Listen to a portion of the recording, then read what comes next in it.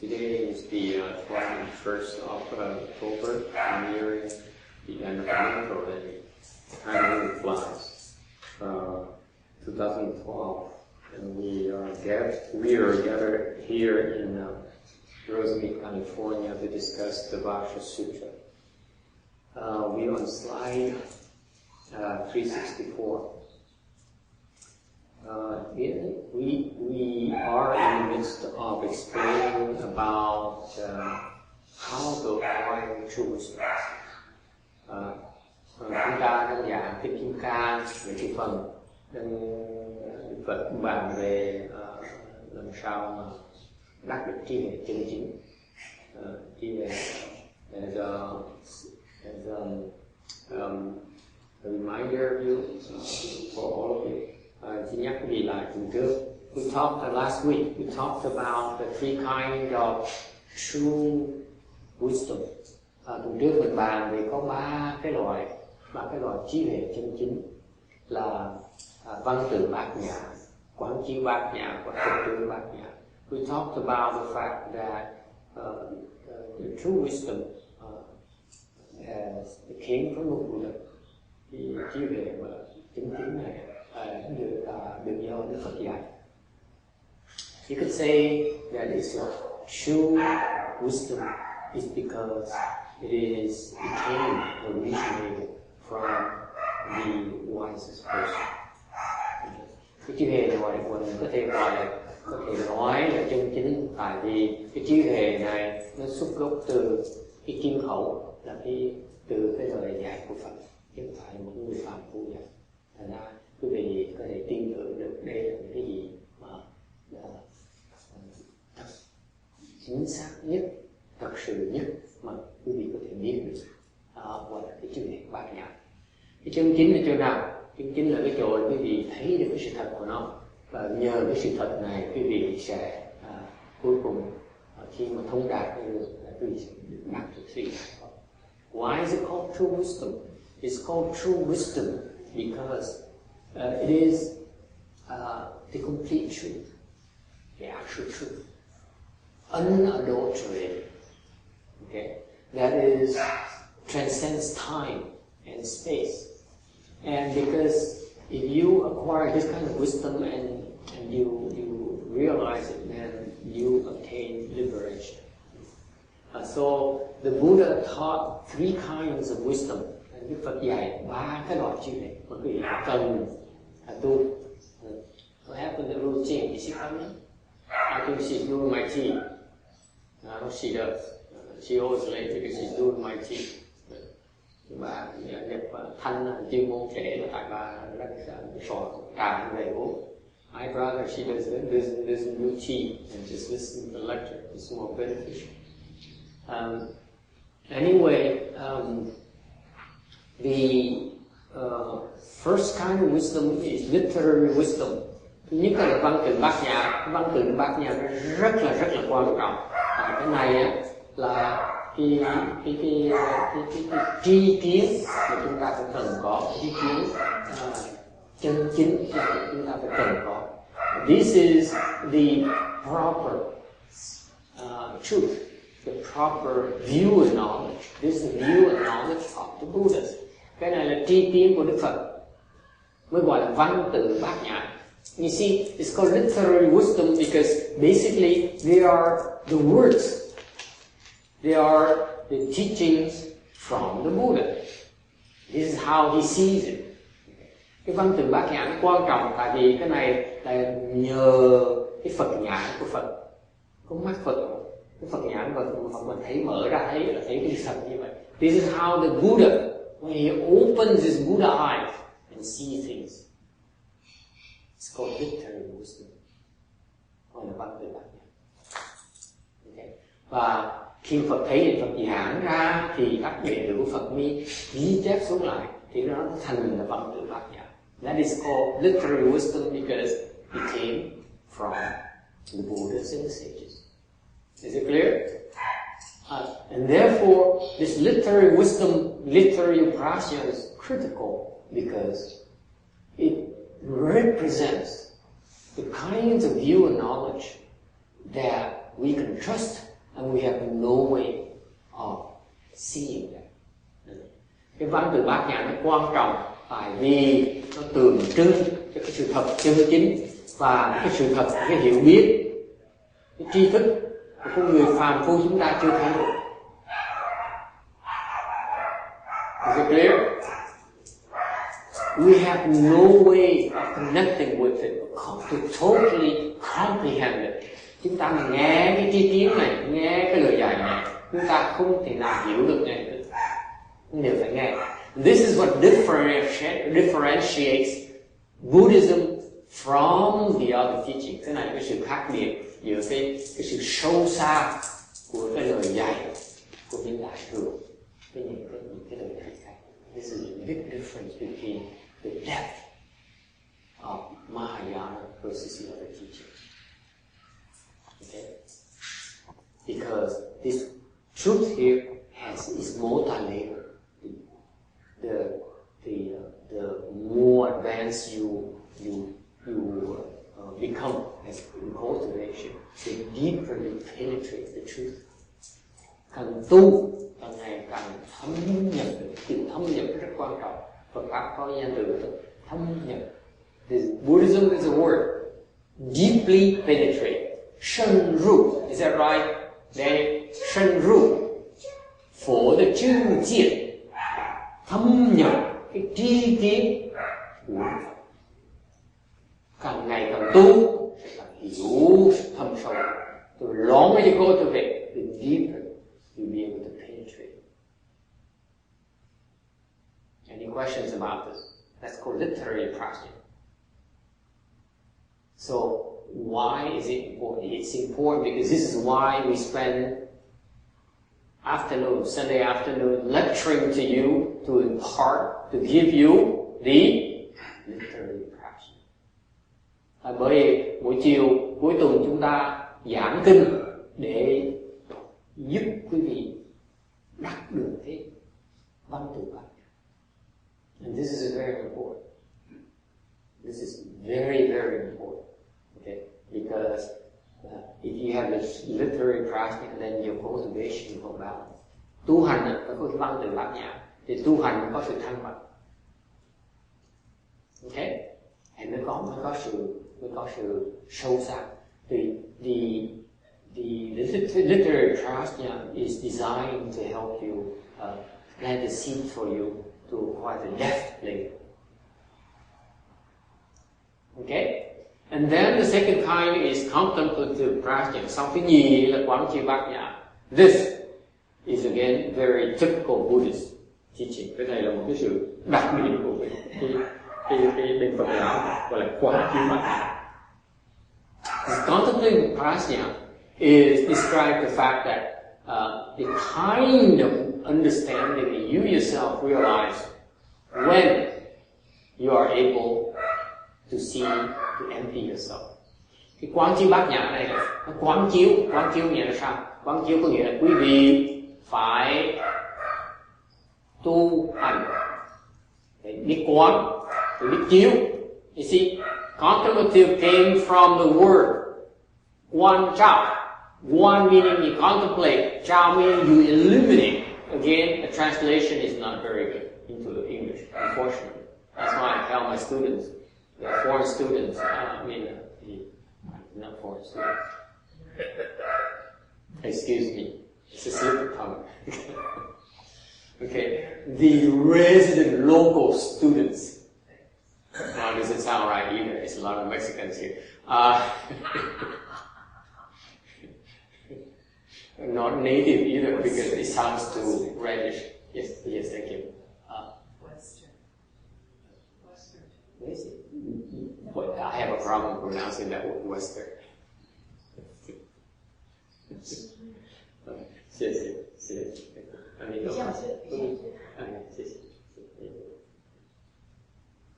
Đi ra ngoài xin cầu.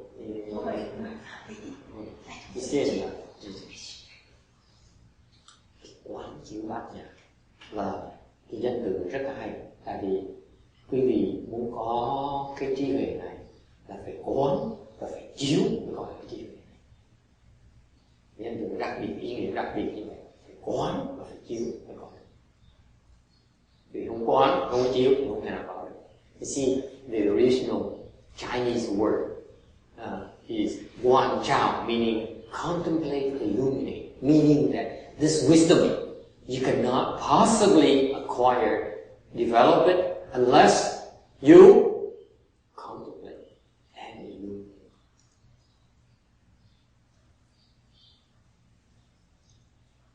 For example, let me ask you, all of you Westerners, see, I can pronounce it now. I'm taking progress. All of you Westerners, when you go to school, are you taught how to contemplate and illuminate? Bây giờ thầy hỏi cái gì, những cái gì mà đi học ở đây, những cái cô kim này ngồi sau học ra bằng ở đây, vào đại học, trường đại học, thì thầy hỏi cô là trong trường đại học có dạy cô quán chiếu. You have to learn by rote. Learn by rote. Memorize. By memory. Yes, I have my days of memory. Yeah. Ở đây nói là học phải nhớ thuộc lòng. Buddhism too, they ask you to memorize. But it's no wisdom. Wisdom here we're talking about contemplate and illuminate. Với chiếu, gọi là cái chiếu. Cái nó fascinating. Cái này cái đặc biệt của Phật giáo mình á, mình phải quán, mình phải chiếu. Mình ra cái chiếu này. Thomas, are you back? Are you normal? Are you okay? Okay, fine. And are you taught how to contemplate and to illuminate in school? You know any program, like Buddhology programs that says this is how you teach Buddhism and you need to learn to contemplate and illuminate. Any program you're aware of? In Buddhology, in Buddhism? Philosophy? Certainly not the academic programs, I would think. Okay. I'm talking about universities, okay. Or in general, common knowledge, common worldly knowledge. Do we have any program that says, in order for you to acquire knowledge, truth, wisdom, you need to contemplate, you need to illuminate? Quý vị có nghĩ có chỗ nào mà là dạy như vậy không? Muốn có cái trí huệ, muốn thực sự biết thì phải quán, phải chiếu. Anyone? Please tell me. Yes, Amy. You know any place that does that? 有没有地方在教你应该观，应该照，才可以开智慧？他们回答，他们说，在大学读佛教的时候，没有地方叫他们观认照。Okay? Nghe rõ không? Okay. Yes. You might get a little tiny bit in some philosophy. Of course, if you have an incredibly good professor. Yeah. Maybe. And it depends on the professor. And then in Catholicism, there's a little bit of it. Tiny bit. Okay. Nhiều khi công giáo người ta dạy một tí nhưng mà ở ngoài cái về mà cái lúc cái dạy về triết lý cũng dạy sơ như vậy. Okay. Cái này là Phật giáo mình nói đó là phải dạy cái gì, phải dạy cái gì quán, phải dạy cái gì chiếu. Dễ sợ không? Cái trí huệ Đức Phật dễ sợ không? Cái việc niệm Phật á cũng phải quán, phải cái chiếu. Nghe rõ không? Người ta chỉ nói nè, người ta chỉ nói với nhau á, niệm Phật đi. Nhưng để niệm Phật mà muốn thực sự biết niệm Phật phải biết quán, biết chiếu mới niệm Phật được. Dễ sợ.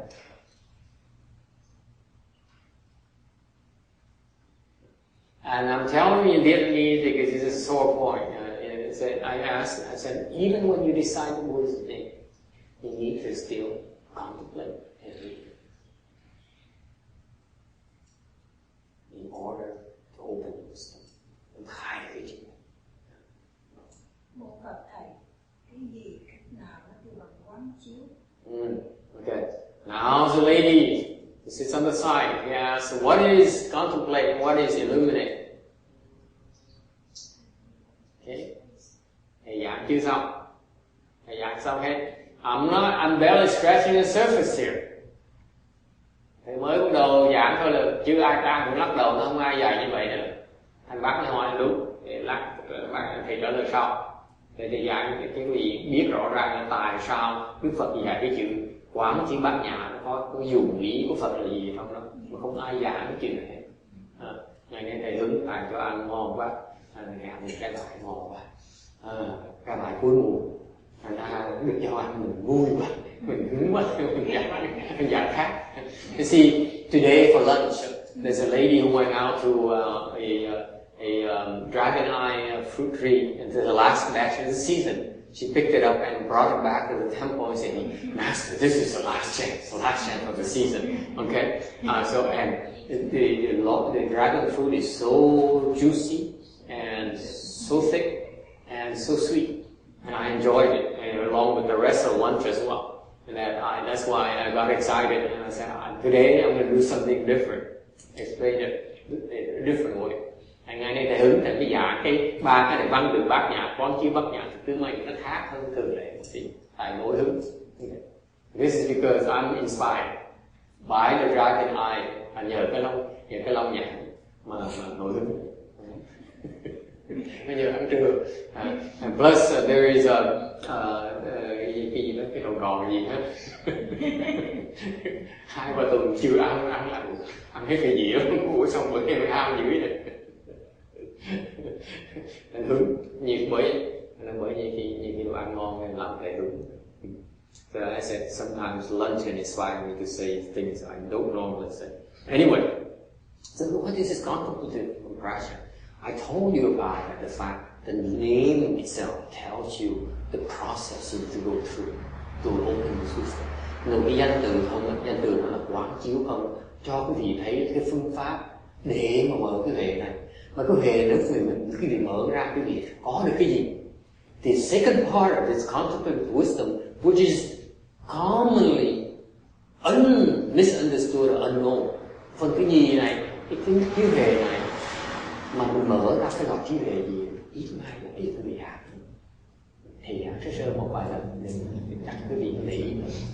Cái chiếu huệ bát nhã, cái quán chiếu bát nhã này, khi quý vị mở nó, quý vị thấy được là mình là không, người ta là không. When you have this contemplative wisdom, then what happens is that you empty yourself.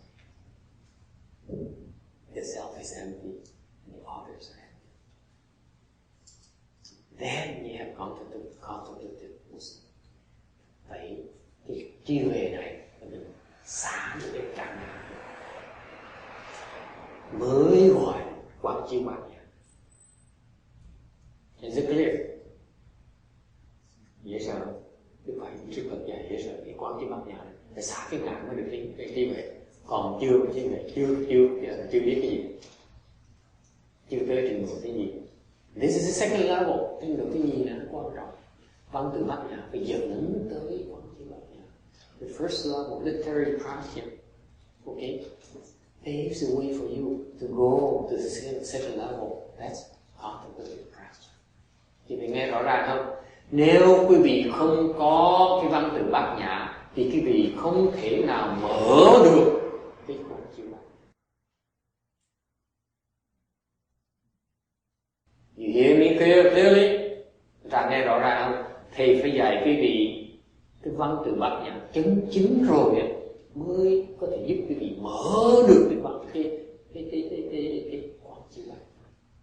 I have to teach you the literary wisdom, the proper literary wisdom before you can open your contemplative wisdom.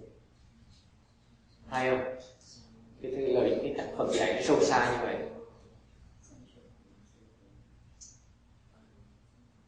Okay? Now, going back to the question, I was asked, how do you, what is contemplative, what is illuminate? Câu hỏi rất là hay. Quán là gì? Chiếu là gì? Ok, để tuần sau để trả lời. said, let me do some internet research. Thầy nổi hứng để nói nhưng mà không có sửa soạn bài, thành ra rất soạn chưa kịp trả lời, không có hết được. I said, I got excited, so I got to this area here, and you should have not asked me questions because I'm not prepared for these questions. Okay, next question. Có thắc mắc gì khác? Yeah? Có ai muốn giúp thầy? Anyone wants to help me? Có ai muốn giúp thầy nói về cái quán cái gì, cái chiếu là gì không? Danny, what is quán, what is trao?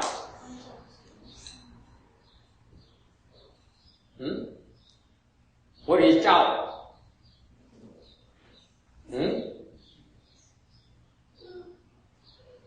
Chiếu là gì?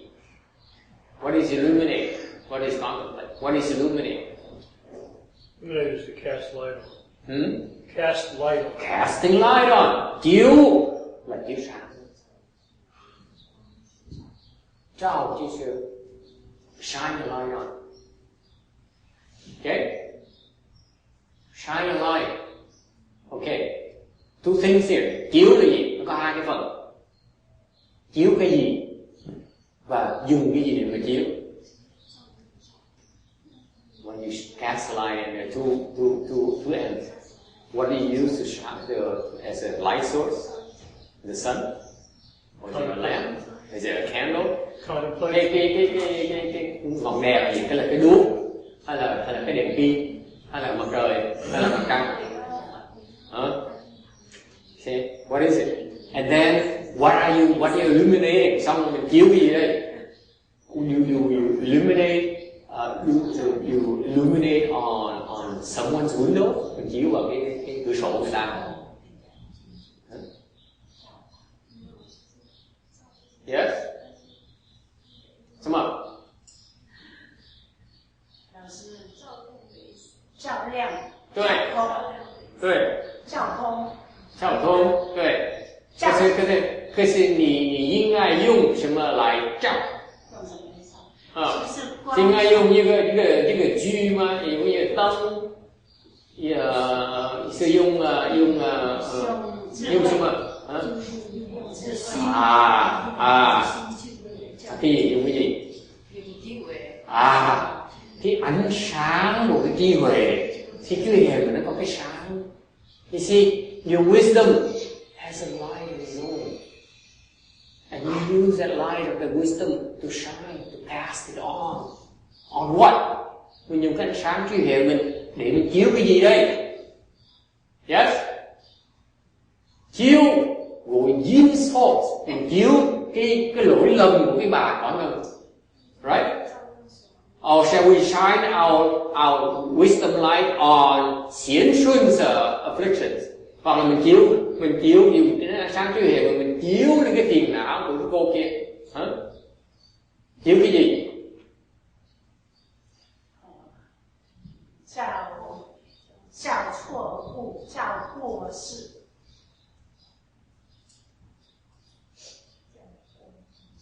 Chào卧室，我懂你的意思，就是谁的卧室？自己的过失，对，就是反照。对，不是照，是反照。也你看我的这样的教导，我们是很有意思的，对不对？Hỏi Hoa trả các bạn và đọc sách nhiều quá thì mình hỏi Hoa trả lên cuốn sách mà nó trả hết là xong ra là đúng hết. Bạn đọc sách dễ sợ. Hỏi là chiếu là cái gì? Và nói chiếu cái tật xấu. Thầy nói chiếu tật xấu của cái bà con thân chiếu hoài tráng chết mà nó không có đâu. Mà chiếu cái tật xấu của mình. Đây gọi là phản chiếu chứ không phải là chiếu. Cái này là phản chiếu, dễ sợ. Phật dạy có một chữ chiếu thôi, mà ý nghĩa Phật là phản chiếu. Thầy cam đoan cái gì? Thầy chưa bao giờ đọc cuốn sách nào, kinh điển nào, thầy giảng cái quán chiếu bát nhã như vậy. Thầy ăn cái gì cũng biết rồi.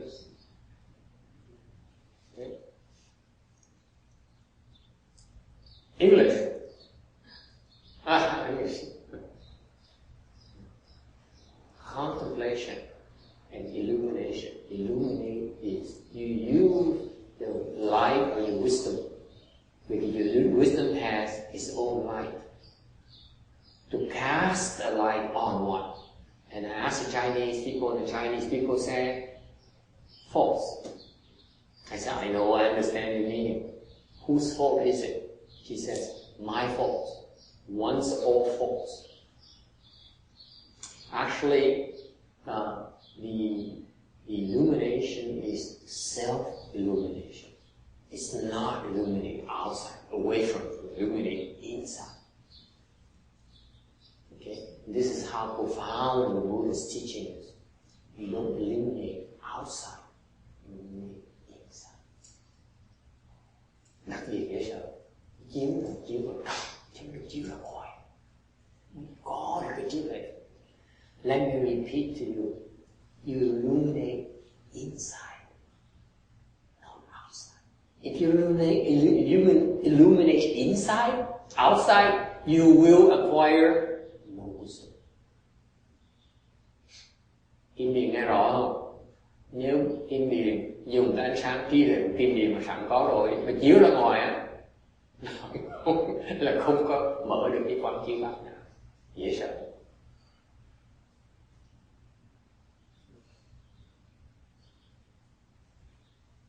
How many Buddhists you know of goes out and criticize and complain about other people's faults? Raise your hand. Quý vị quen những người Phật tử nào chuyên môn đi ra chỉ trích với than phiền cái lỗi lầm người khác? Lots of them. All of them. What do you mean lots of them? Well, I don't know. Không phải là có quen ai mà chưa đi chỉ trích rồi mà đi than phiền cái lỗi người khác đó. Ai cũng thể quen cũng làm như vậy đó. Dễ sợ không? Trật đưa tu trật.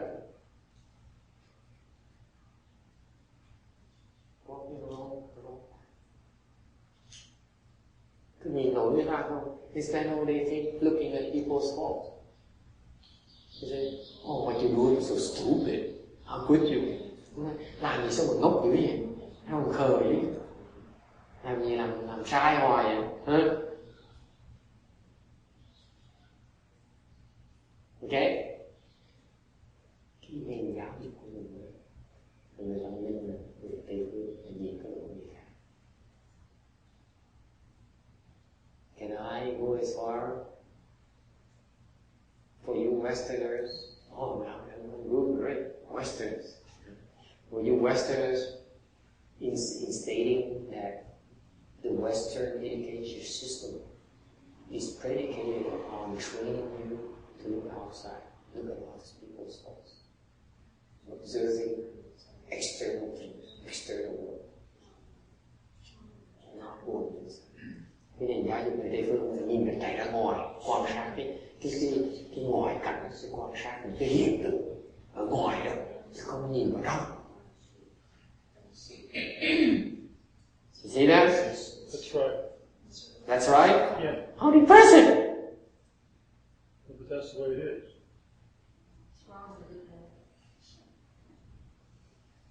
They're not particularly trained to look at faults. I mean, if you get a politically correct situation, they do. Like modern schools, that's all about. Okay. Blame, you know. Yes. Okay, cái người thấy quá mới là bởi vì chỉ chiếu thôi. Chiếu là phản ứng. So you see, we took care of illumination. Any question about illumination? Thì mình nghe chiếu rõ ràng chưa? Now, when you next time you hear about these three literary wisdom, you have a different perspective, aren't you? You pay more attention. Thầy giảng như vậy để giúp quý vị lần sau nghe những cái lời Phật dạy như vậy, những cái lời những giáo lý thế này, nó có cái chiều sâu của nó mà quý vị coi thường được. Thầy cảm đố anh ra mà đọc cái văn từ, cái quán chiếu, cái trật tướng bát nhã nhất là cả 1000 lần rồi, cả 1000 lần, 10.000 lần rồi. Cô Kim Điền chắc nghe thì nhất 500 lần rồi. Mà đủ hiểu là có ý nghĩa, cái nguồn ý của Phật là sao? Dễ sợ. thầy nghe 1.000 lần rồi mới tới gặp ông thầy hướng ông dạng như vậy, ông thầy hướng ông dạng ráng mà chịu. Thầy chắc nghe từ mấy kiểu kiểu thầy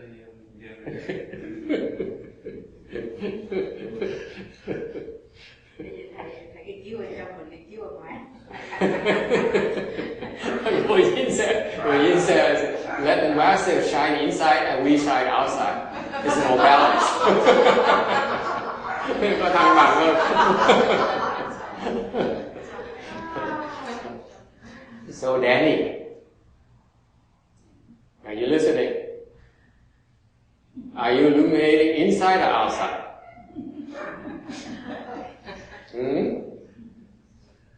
Why do you keep on looking at people's faults? Why do you keep on looking at on external phenomena? What for? It's meaningless to you. If you see external phenomena and people react to it, it's nonsense. Why do you have to pay attention to it? Why do you have to pay attention to the fact that a cat meows? Why? And you expect to unfold your contemplative practice that way? I think you should go back to the teacher and say, teacher, you've been teaching me all the wrong things. Thầy mắng thằng trò một trận.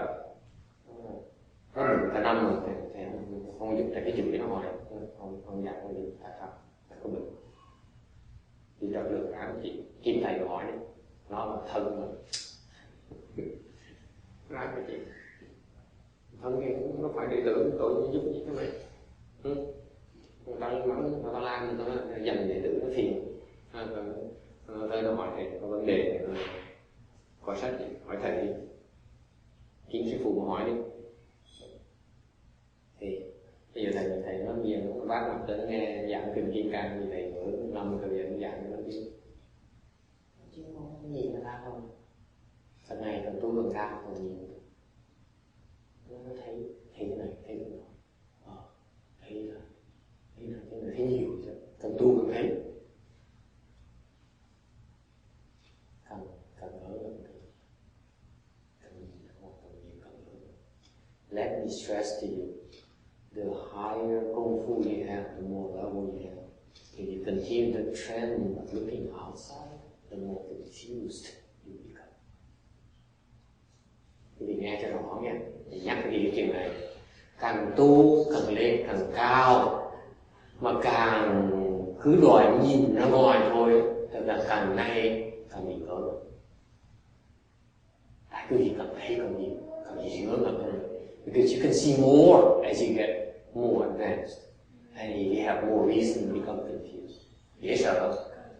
Càng ngày càng cao càng thấy nhiều hơn, càng dễ ngỡ ngẩn hơn. Đó là tu.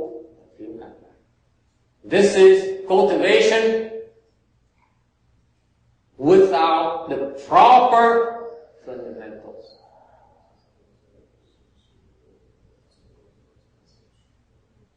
Okay? Okay.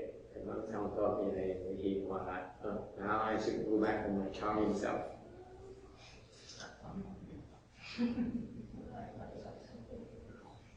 Okay.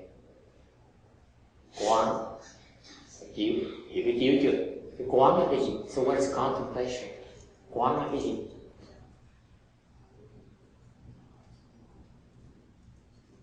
What is contemplation? Quán là cái gì? Hiểu cái chiếu rồi đúng không? Chiếu rõ ràng không? Người ta lỗi lầm kề người ta, mình cần biết. Ok? Nhất là người nói xấu người ta, nó là người ta có lỗi đó, sao còn biết không xấu gì để sợ. Cái người mở miệng nó nói như vậy, cái người đó không có trí tuệ mình cần nghe. Cuộc đời mình chẳng gì như vậy, nghe rõ không? Cái người mà chuyên môn đi nói xấu người ta, mình không cần nghe. Cái người đó không có trí tuệ, không biết, không cần nghe. Làm đâu, như chó sủa, mình phải làm vậy. Cái người mà phàm, cái người mê muội ta mới nghe thôi, thiệt hả? Khác sao chị, cái nó mê muội đấy không? I said Vietnamese, I said, now that I explain, illuminate to you, I stress to you that if you hear a person complain, criticize another person, you ignore that the person who opens her mouth, because that person doesn't know anything, has no wisdom whatsoever. What are you doing listening to an idiot? Ignore that person. And if another person who hears that, they say, oh really? Really? Oh my God, I didn't realize this. You know, and they think to me that. That's another idiot. You can ignore both of them. Hai đứa đều ngốc rồi. Kệ, cho nó chỉ nó dốt rồi. Bận rộn tu hành, chuyện làm việc khác. Chứ cái vị chứ có ai? Nó dốt rồi giảng làm gì?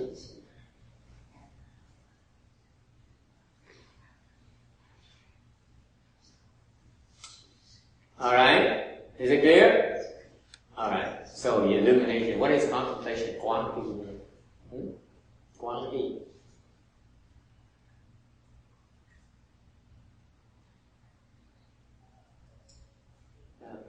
Let me remind you again, nhắc cái một chuyện như vậy. Người tu hành nhớ cái chuyện này. Người ta tới mình thanh mở nói Phật nói như vậy, Bồ Tát nói như vậy, mình nghe. Ok? Còn mình nghe phải mở miệng nói chuyện xấu người khác mình thành ai nữa đi. Ok. Let me remind you again. This is very important. I know most of you violate this principle. If people come to you and say, you know, the Buddha says so and so, or the Bodhisattva says so and so, then you say attention. But if you say, you know, that person has this flaw, this fault, you ignore it. You ignore it as if you didn't hear it. Your life is so much better. Let them complain. Let them criticize others. It's not your business. You ignore it.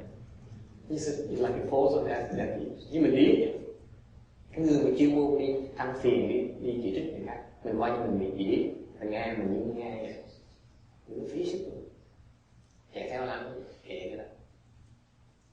Mà họ nói lời của Phật dạy, lời Bồ Tát dạy cho mình nghe, mình chẳng lúi chủ tâm mình nghe, nói chuyện làm vậy thôi mà, nói chuyện kỳ thi mình nghe, được rồi, ok, chẳng gì như vậy. It's very simple. Contemplation. Quán là cái gì?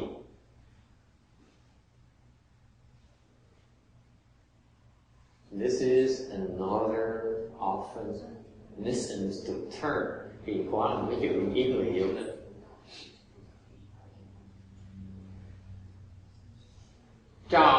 Quán là gì? 入境，知道吗？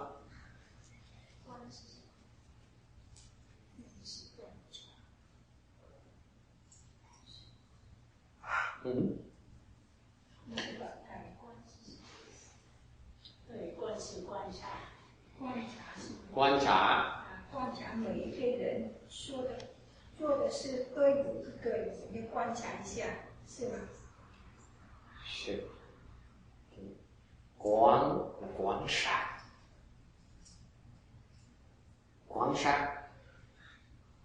OK， 你怎么观察？是什么？你怎么观察？làm sao mà quan sát bây giờ? How do you 观察？你怎么观察？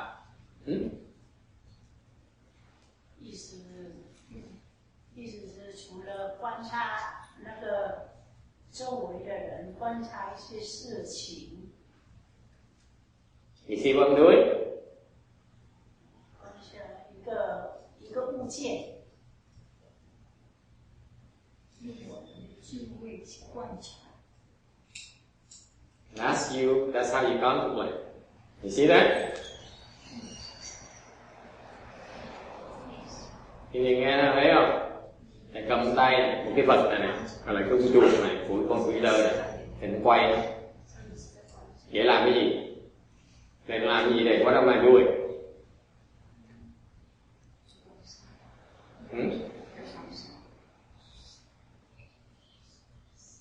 Rồi. You're looking at all sides. All sides. hết tất cả khía cạnh này. Mình nhìn này, xem. Am I moving my eyes?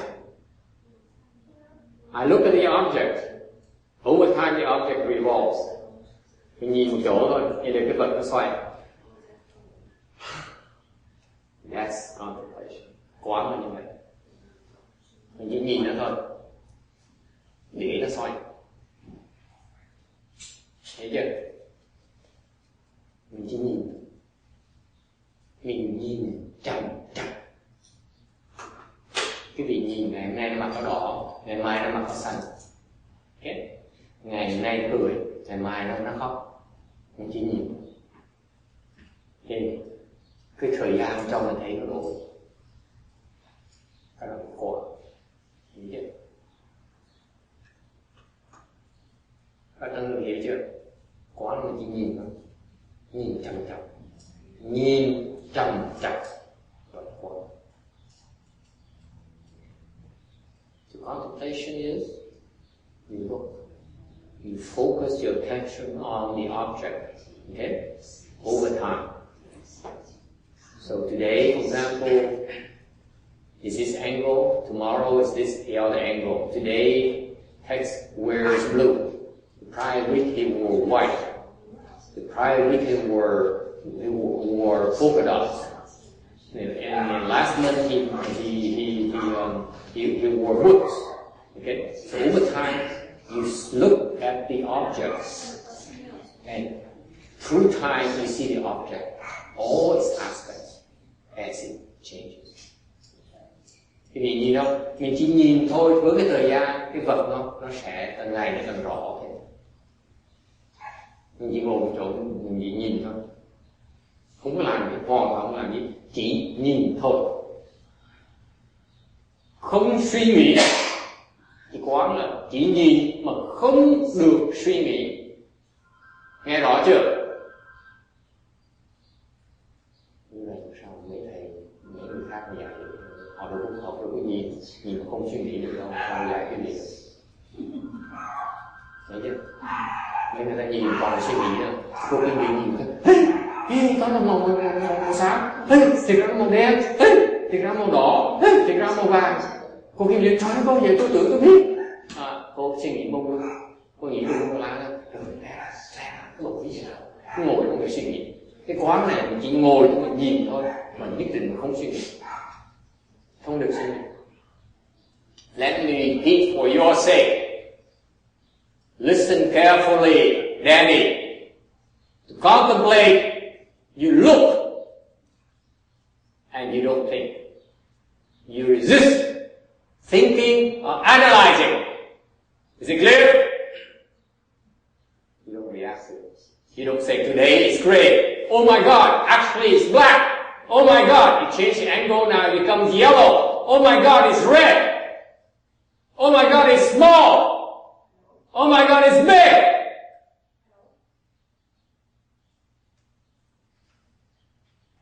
Oh my God, it's frightening. Oh my God, it's so cute. You look, and you don't think, and you don't react. That's contemplation.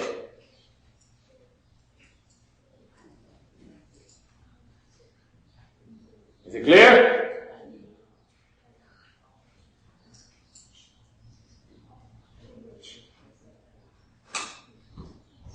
I'm tired.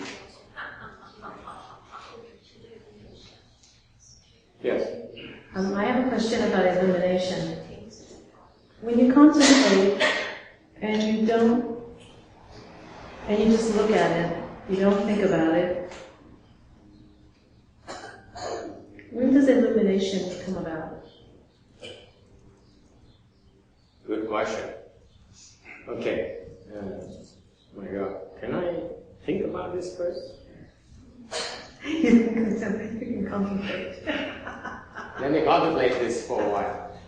Okay, fair enough. Câu hỏi là khi mà quán, khi mà nhìn, không suy nghĩ, thì chừng nào mới chiếu bây giờ?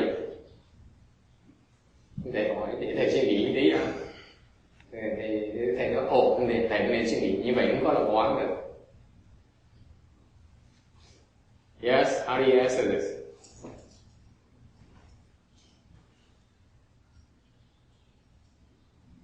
You see, folks, let me repeat to you. If you have all the literary knowledge, you can read as many books as you want. Quý vị nghe rõ ràng này, quý vị có thể đọc 100.000 cuốn sách thì có văn từ bát nhã rất là nhiều. Your literary wisdom is so humongous. You know all the technical terms, you all know all the Buddhist concepts. Quý vị có thể biết hết tất cả những cái giáo lý của Phật. Đọc cái tam tạng điển của mình, kinh điển của mình học thuộc lâu rồi nữa. Cái đó là văn từ bát nhã thôi. Đó là mới bước đầu thôi. You may know the Buddhist canon inside out, and recite from memory even, but that's all literary wisdom. Unless you know how to contemplate and illuminate, you will not go to the next step. Quý vị có thể biết sách rất nhiều, đọc sách rất nhiều của mình. Trừ phi quý vị biết phương pháp quán chiếu, quý vị mới có thể mở được cái trình độ thứ gì. Nghe rõ ràng chưa? Thành ra nhiều người ta đọc sách nhiều đâu có nghĩa người ta hiểu Phật giáo. Then therefore let me reiterate for you. You may have a bookworm. I know I have a person who every time comes to my to the temple on the weekend who brings five books with him. Okay? No wisdom. Plus it's the wrong books. And I say that he does offend you. Cuối tuần có một cái người tới chùa này rồi đem lúc nào đem tới cầm cuốn sách, một cuốn sách hoặc 5 cuốn sách. Khi nào ngồi đọc sách nhiều người này mà nói tầm bậy không, nói người này không có chữ đề, không dám nói sợ người ta giận. Yes. Well, I would assume that as contemplation, illumination is one word in the Chinese. Yes. That they're intertwined. Yes. And the contemplation, in a way, is the illumination. The illumination is the contemplation. Very good. Very good. I broke it up. Actually, it's not separate. Not two it's things. Together. It's one thing. Yeah. It's not two. It's just one. Very good. Start contemplating.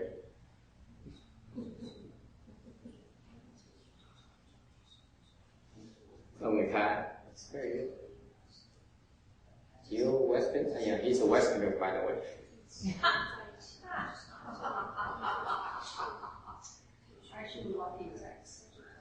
Ông trả lời luôn. Trả lời rất là đúng. Ông nói thì ra quán với chiếu chỉ là quán nó thành chiếu. Thì ra quán với chiếu chỉ là một thôi, không phải là hai. Thì quán tự động thành chiếu. Muốn chiếu thì phải quán. Let me repeat it for your sake. Okay? When you contemplate, naturally you illuminate. When you illuminate, okay, if you really want to illuminate, okay, you have to contemplate. Okay?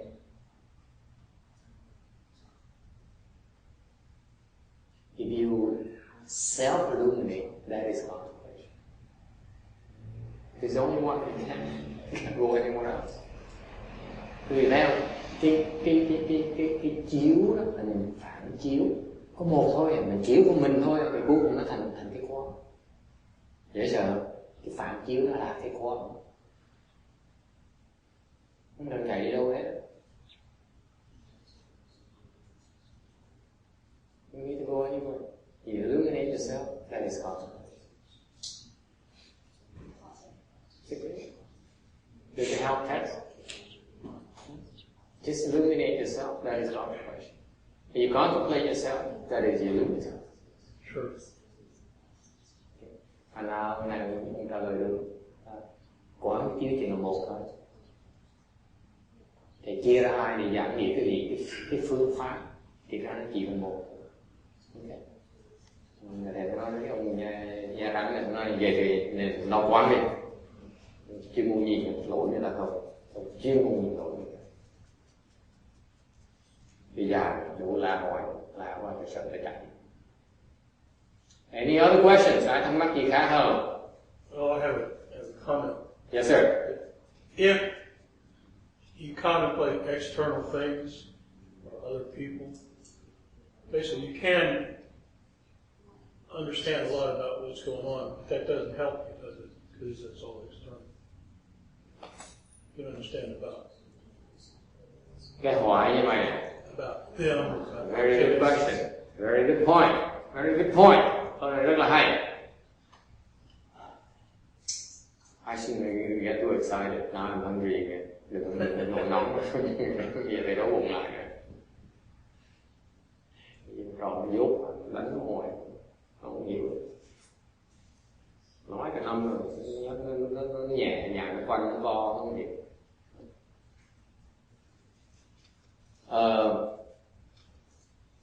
Câu nói là như vậy. Nếu như nhìn người khác nên hiểu người đó, đã có lời cho mình các bạn. Ông này cô vậy sao? Thấy lỗi người ta cái lời gì cho mình? Lời gì? Lỗi người ta có phải lỗi mình không? Nhìn lời gì cho mình? Thầy áp lực cho mình.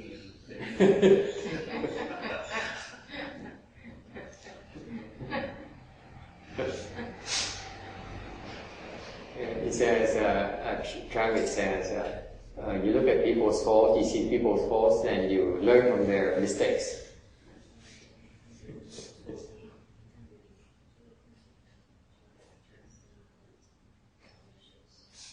But that's not still the best use of your time.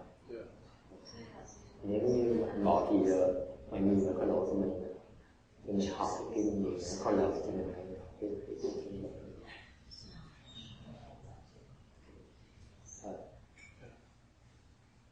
Chuyện nhất chuyện cái gì mình nhìn lỗi người khác để mình soi lại cái đó là quán là chiếu là phạm chiếu. Thấy chưa? Mình nhìn cái mình có phải như vậy không? Đó là phạm chiếu. Chứ đừng phải nhìn nó nó dốt dễ sợ, cái đó không phải là chiếu. Ok. Mà đa số nhìn thẳng không mình thầy ấy. Không có phản I said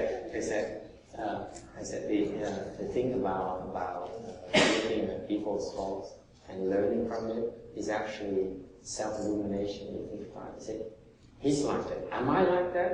Am I like that? That's If you do that. That's self-illumination, right? If you carry that out. Yes. Rather than just notice. But usually Wu Yin says, as soon as you look at it, that's it. You forgot about the recoil. Mình nhìn thích quá, mình quên, mình phải giật đuôi vào lái lại. Okay. But at any rate, learning from your own mistakes carries a whole lot more weight because you have to deal with the consequences of your own mistakes. It's very hard to take. Very because it's so painful. It's one of the most painful things you do is to look at your own faults. Quý vị biết không? Cái nhìn, cái phản chiếu đó là một cái chuyện khó làm không thể được. Một cái chuyện khó làm nhiều một trong những chuyện khó làm nhất trong cuộc đời này là tự chiếu. Thành thấy như vậy.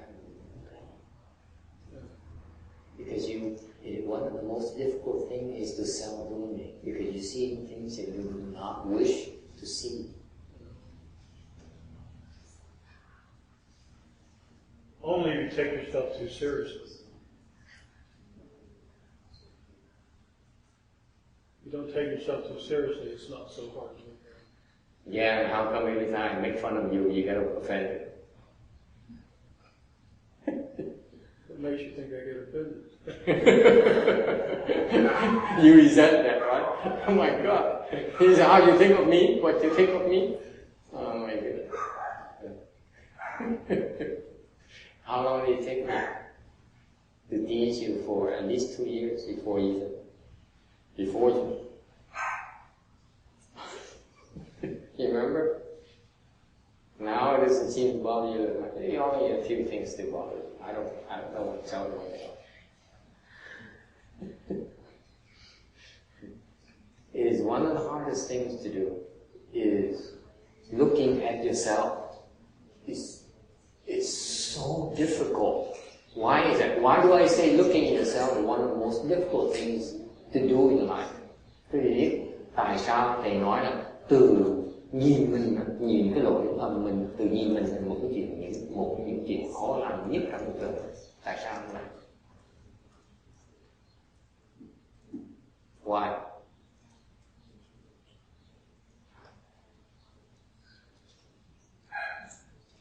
Tại sao? Why?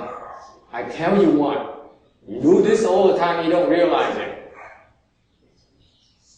Thì vì làm gì hoài, mỗi ngày làm gì hoài mình không biết, không ý thức được. What do you do? Let me tell you.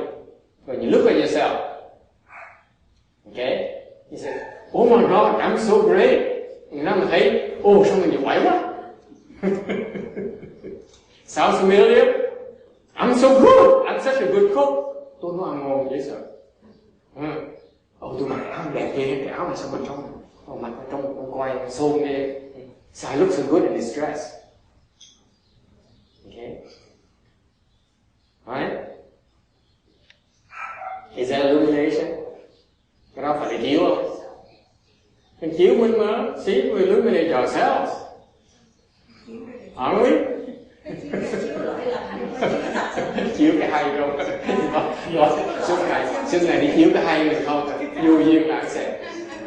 So all day what you do is, many of you heard of my explaining contemplative prajna as illumination and contemplating. Okay, one job. And therefore you contemplate yourself, you illuminate yourself, and you illuminate all your good points. All day. It's a kind of illumination. Huh? It's a kind of illumination. It's a kind of illumination. It's a kind of illumination. Let me ask you, since you like to look so often at your strength and what you're good at, how does it help you? Có lời gì đó? Vì nhìn cái hay mình có lời gì đó? Helps you know your strength, right?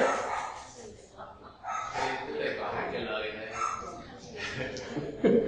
Cái lời thứ nhất là khuyến khích cho mình vui vẻ, để bỏ hơn. He says, first advantage is that you encourage yourself. Okay, you're not so bad after all. Yes, number two. Cái lời thứ hai là thấy cái ngàn nó tại ngàn bữa nào. And then he said, how big is myself? How big is my ego?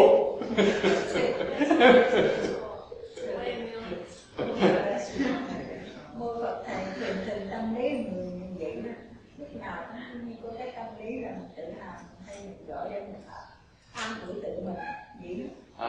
He said, we like to do that. We all like to do that. Look at our strength. Okay? I remember, thì kể cái chuyện này, tôi cười lắm.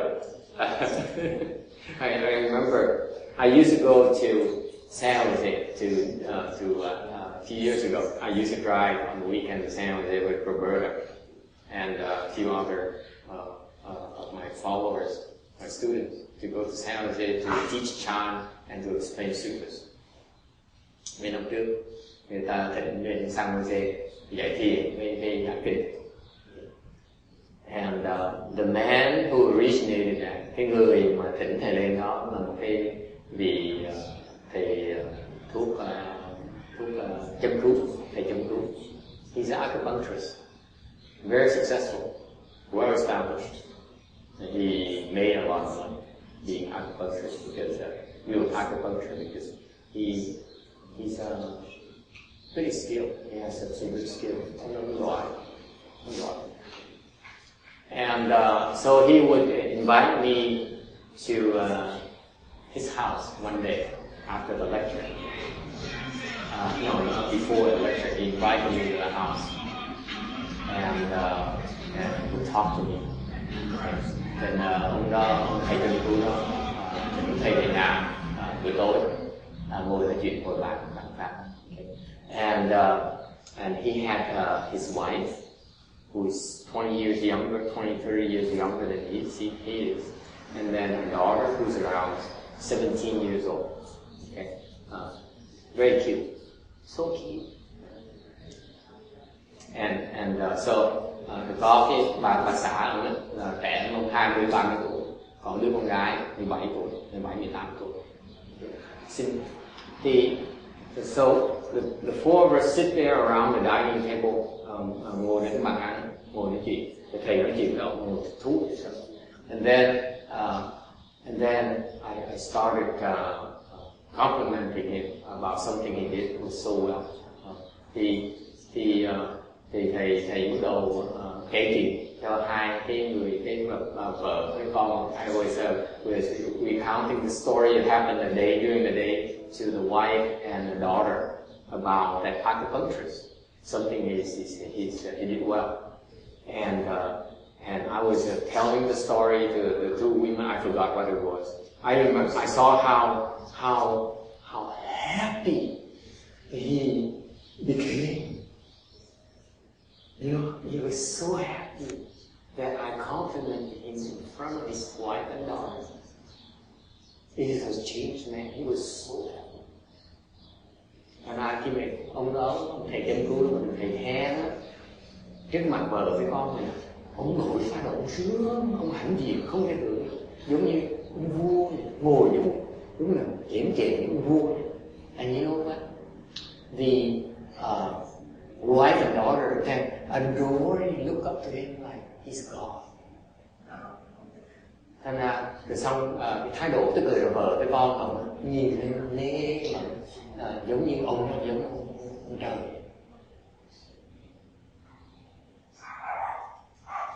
That's what happened to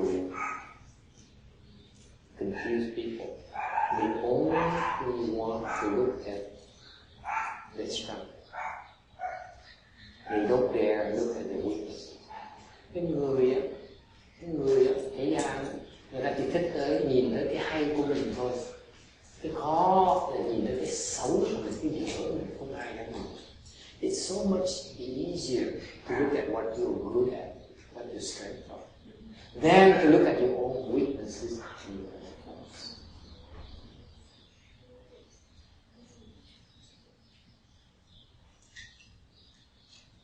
Okay?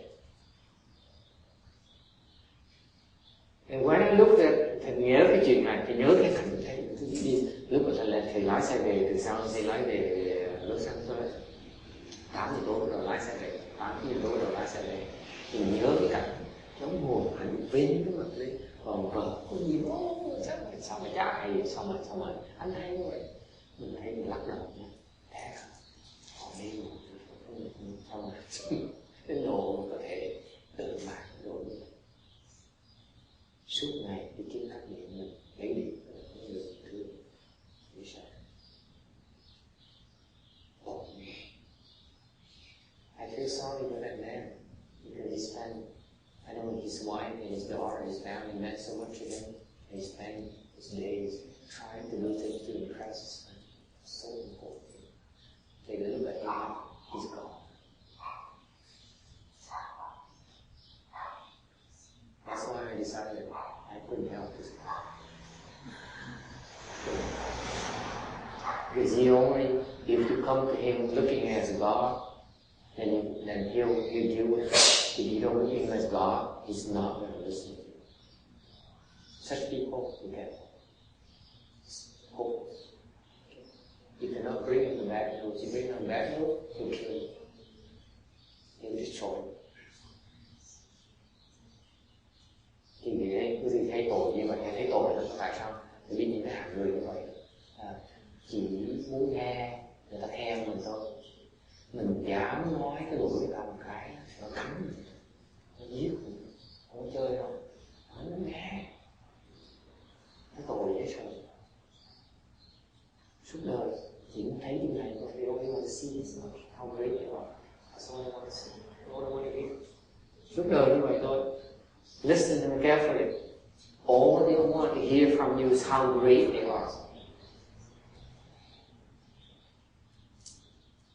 like me, respect me, honor me.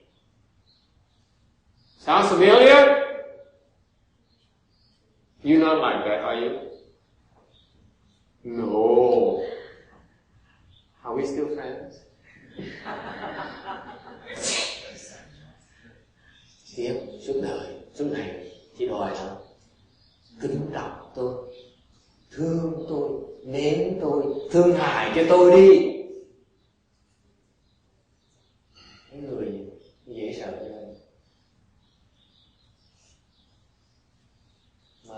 Mà không cho ta những cái lời nói như vậy, ta thù, ta giận, ta ghét, ta giết.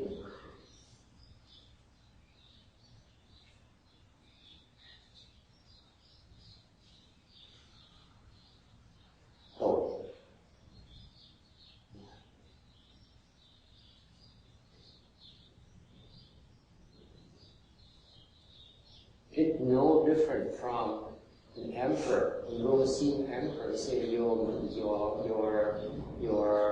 highness, you are so great. That's what the emperor bestows gifts on you. If you say anything bad to the emperor, he says, kill him, execute him. See, it's an emperor complex, it's God complex. Cái đó là gì? Đó là cái mặc cảm của cái người trời. Giống cái gì biết không? Kim Điền biết không? Tới gặp hoàng đế đó,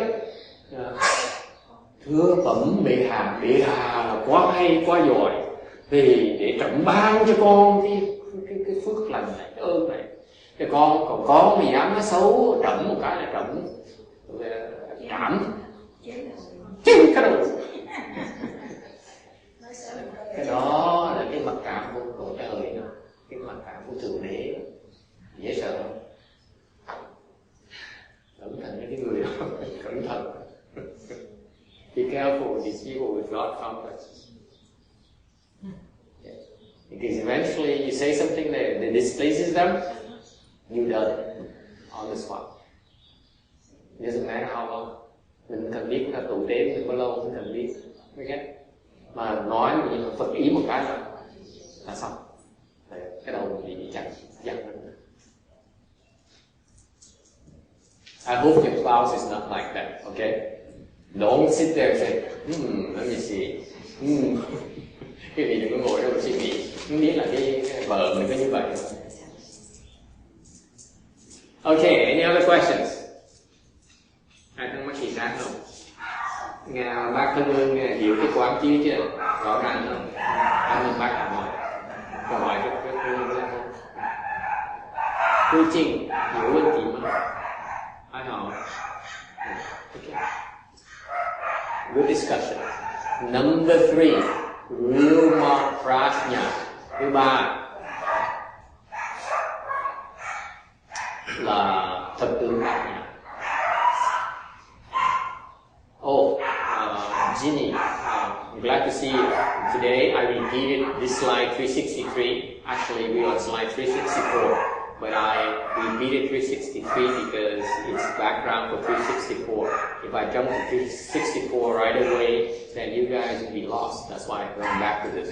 But since we talked about this last week already, so I started explaining the same thing under different light. And this is, as far as I know, hasn't been spoken like this already before, because it's certainly something very good for lunch today. So I was very inspired by it. So listen to the lecture again because it has this is the depth of Mahayana wisdom. This is what the Buddha taught 3 things here that shows the depth of Buddhism. Okay. So we went through 1 and 2 already, literary and then contemplative practice. Now we go to real mark practice. Cái lần thứ 3, phần thứ 3 là thần tướng bát nhã. Thần tướng bát nhã là sao? Again, you cannot get to real mark prajna until you acquire contemplative prajna. Nhắc cái gì lại? Cái thật tướng bát nhã này quý vị không thể nào có được, trừ phi quý vị mở được cái quan chi bát nhã thì mới có thể mở được thật tướng bát nhã. Okay, this real mark wisdom, prajna is wisdom. Prajna is Sanskrit for transcendental wisdom. Okay? So the real mark, wisdom here, refers to a kind of understanding and knowledge, the depth understanding and knowledge that cannot be developed, cannot be unfolded until you unfolded contemplative practice, contemplative wisdom. Is it clear? So don't talk to me and say, Master, I read all your books and all the books in Buddhism, and I think I have real mark prajna now. Đừng có tới nói với thầy con bỏ 30 năm trời đọc hết tất cả những sách của Phật giáo, nghiên cứu hết sách Phật giáo. Bây giờ con có cái thực tướng bát nhã. Okay. Why is that? Why is it not the case? Tại sao nó không phải như vậy? Why not? Tại sao như vậy? Tại vì nó Why is that? Most it can be is literary. Literary practice, yes he has. Okay? But that's the most it can be. That's the most it can be. Are you saying text that he doesn't have contemplative prajna? Only if he contemplates. Thì ông nói là có thể có tri hệ bát nhã, tại 30 năm mà con nghiên cứu kinh điển 30 năm rồi thì có tri hệ, thì có cái văn tự bát nhã. Đúng. Nhưng đều á, theo hỏi ông này, như vậy cái người này có quán chiếu bát nhã không? Có. Yes, Thomas. Oh, if he walks around advertising that he has real mark prajna, then he still seems to have an ego, and then he wouldn't even have contemplative prajna. Đi xung quanh mà khoe khoang là tôi có cái thực tướng bát nhã, thì nó còn cái ngã làm sao mà có quán chiếu bát nhã được? Very good. If he says, I have real mark wisdom, there's an I left. There's no contemplative wisdom at all. Khi mà nói mình có cái chiêu hệ, tức là mình còn cái ngã, có cái ngã nó có cái chiêu hệ, cái người này chưa có để quán chiếu bát nhã. Mình đang nói chuyện, mình mỉm cười, tại mình đụng nó chửi mình không thích, nó bỏ nó đi. Nó là thị dốt. Tôi đọc sách nhiều hơn thầy. Because if you say anything to this person or Buddha, he'll be offended.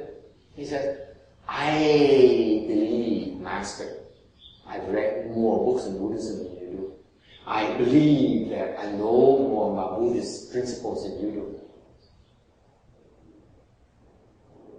Maybe so. But you don't understand what those principles stand for. You only scratch the surface. You have no depth.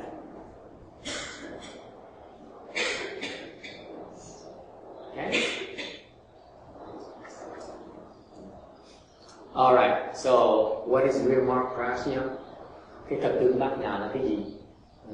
Cái thật tướng bát nhã này là cái phương pháp mà quý vị có thể mở ra bằng khi mà quý vị có cái khả năng mở được cái quán chiếu bát nhã rồi, mới có thể dùng cái phương pháp tương tự như vậy để áp dụng nó để mà mở cái thật tướng.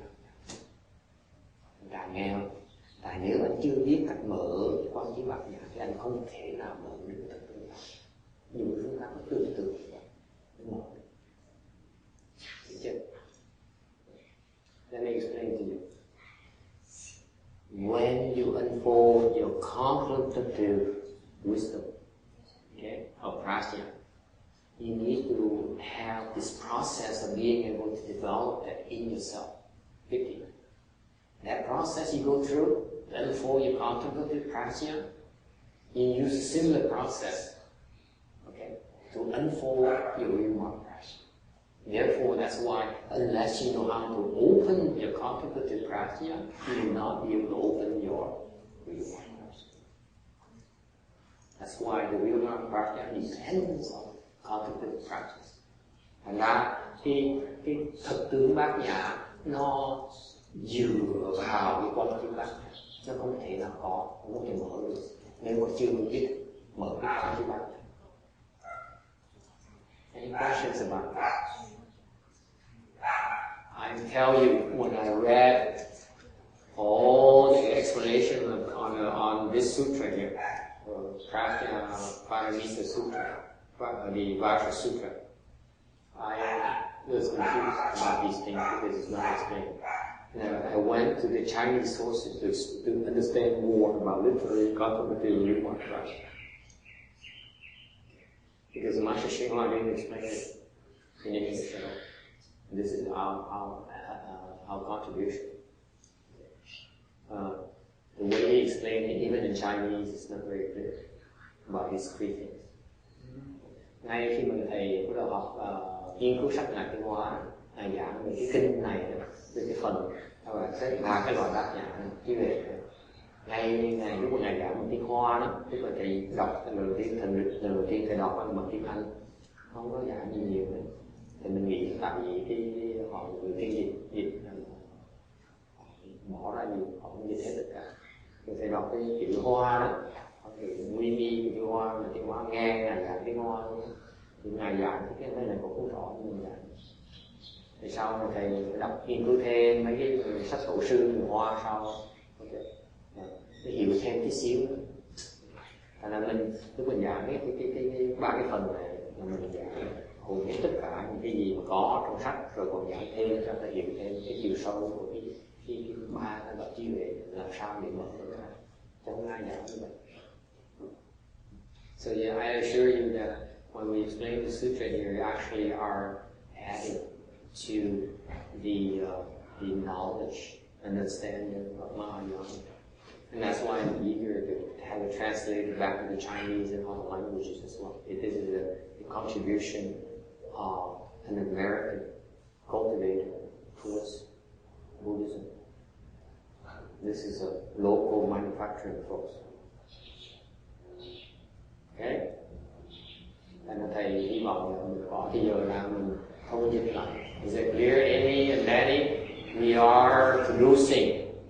We are providing more depth, more clarification on Mahayana here from the U.S. And that's what we need to translate it back to Chinese and other languages.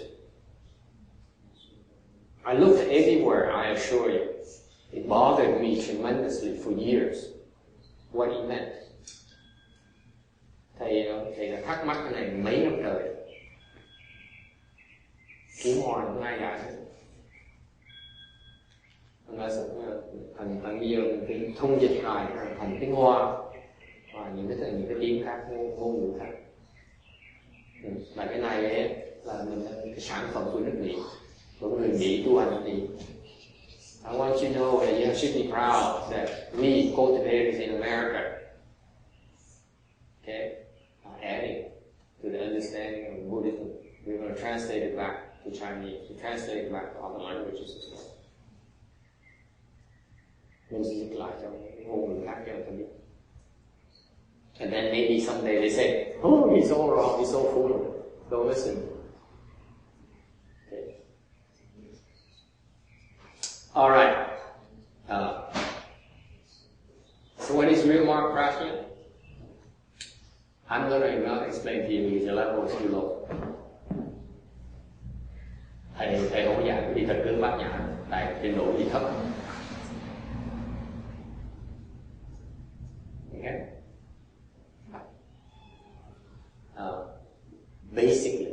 Basically, in order for you to unfold real mark practice, nói cái việc ông tắt cái gì nghe, cái gì cũng mở cái thực tướng bát nhã, cái gì cần cái vị trí tri thức, you need a teacher, you need a good know advisor.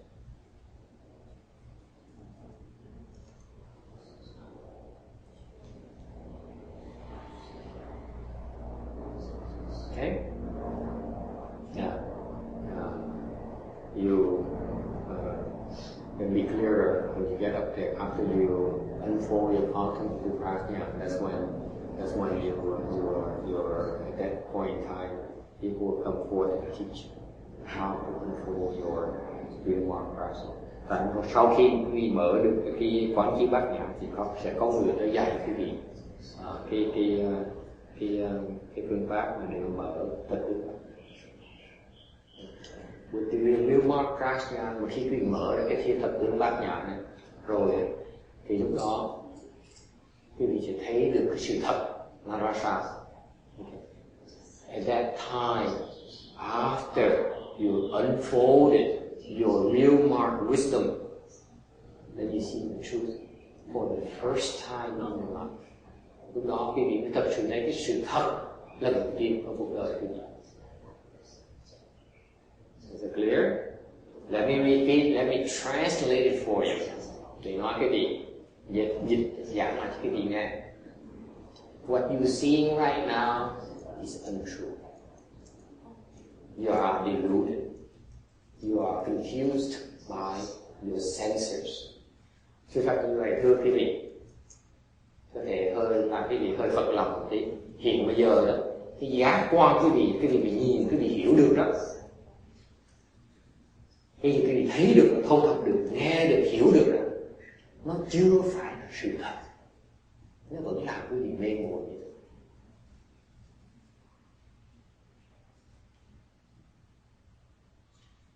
There is no way to convince you. Không có cách nào chỉ quý vị thấy được sự thật. Chỉ có tu mới tự thấy được, không ai chỉ có thể thấy. I cannot describe it to you. You have to see it for yourself. I cannot be given to you. I cannot be described. Real mark prajna cannot be described. Không thể nào mô tả cái thật tướng bát nhã này cho quý vị. Phải tự thấy được. You have to see it for yourself. Yes. Until then, let me reiterate. Until then, you do not see the truth yet. You cannot see the truth yet. Cho trước khi quý vị mở được cái thật tướng bát nhã, quý vị vẫn chưa thấy được sự thật. Let me elaborate for your sake. Thì những mạnh này quý vị nghe. Even those who opened their contemplative prajna are not seeing the truth. Cái người có quán chiếu bát nhã rồi vẫn chưa thấy được sự thật. It's still very far from it. Còn xa. Thì nghe anh nói câu đừng hòng em ơi, phải không ạ? Đừng hòng em ơi. So this is a Vietnamese joke, and the Americans probably don't enjoy it. The Westerners and the non-Vietnamese don't enjoy it. It is a joke, and there's a saying in Vietnamese says, "Đừng hòng em ơi." Okay, meaning forget it, mate.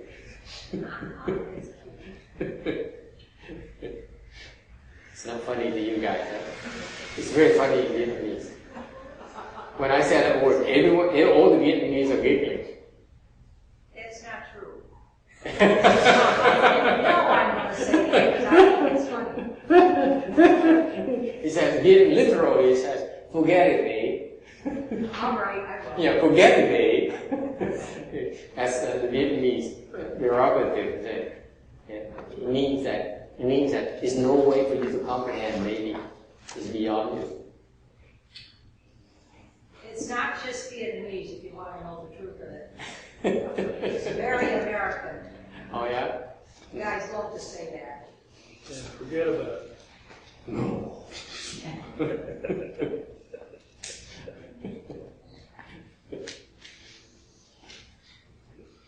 Okay, so that's why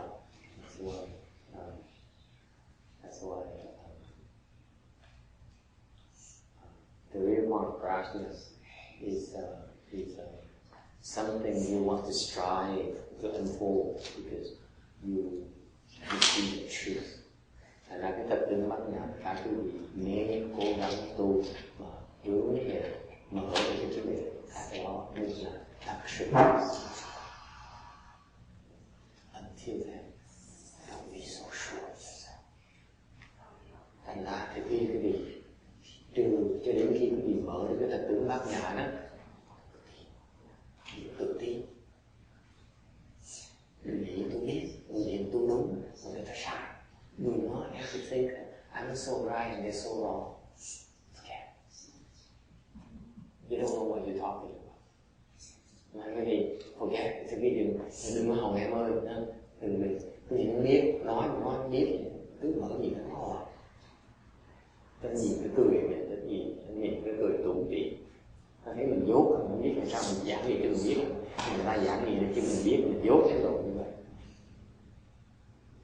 Okay. Thành ra cái gì mà hỏi thân thiết, đừng học em ơi.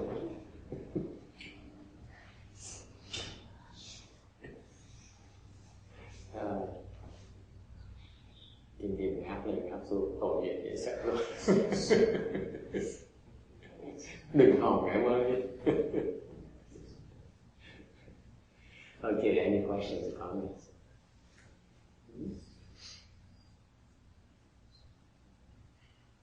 Yes. Where does being able to understand your true nature fall in, fit in? Number 3. Good question. Câu hỏi là kiến tánh là gì? Kiến tánh là thực tướng bát nhã. In a meditation, Mahayana meditation school, Chan school, there's something called seeing your nature. Right? What? Seeing your nature. That is real mark practice. Cái đó là thực tướng. The nature refers to real mark. Okay. It's another name for real mark. Good question, Vicky. Câu hỏi là về cái kiến tánh là cái gì? Thì cái là kiến tánh thực tướng bát nhã. Kiến tánh, cái tánh là chỉ là một cái danh từ khác cho cái thực tướng. Okay. Any questions? Ai thắc mắc gì không? Cái ai ask a penetrating question. Cái ngày càng giảng pháp thì càng ngày càng nguy hiểm, càng ngày càng hỏi khó khăn, hỏi hóc búa không. Okay. See how good you feel when I stroke your ego. No real more pressure. Khen cái ai còn nứt nở mũi hết. I'll feel good today. Not swimming too. Oh, that's that time. Okay, any questions? Okay. At that time, what is the nature? Lúc đó cái tánh là cái gì? Cái tính là cái gì? Kiến tính là cái gì? What is that? At that time you see that there's no mark. But there's nothing that is without marks. Cái tính là cái gì cũng có tướng. Mà nó không có tướng. Thì không có gì mà không có tướng. Cái đó là thật sự bác. Okay, now, please don't try to understand this phrase. There's no mark, and yet there's nothing that is without marks. That is real mark prajna. Okay? Hiện bây giờ trình độ quý vị thấp quá đi. I know your level is pretty low. And you say, God, so far for an hour and a half I understood everything he explained to me about. He took a very profound principle and explained to me the way I can understand it. Then finally he says something that doesn't make sense whatsoever. What's wrong with him? Nói cầm tiếng rưỡi ông thầy ông giảng những cái lý thuyết mà cao siêu nhà Phật ông giảng một cách dễ dàng để mình hiểu như thế. Cuối cùng đem một cái câu này là vô tướng, vô sở bất tướng. Là không có tướng, không có cái gì mà không có tướng hết. Cái đó là thật tướng mắt. Cái câu này nghe cách nào quý vị hiểu được đấy. Yes.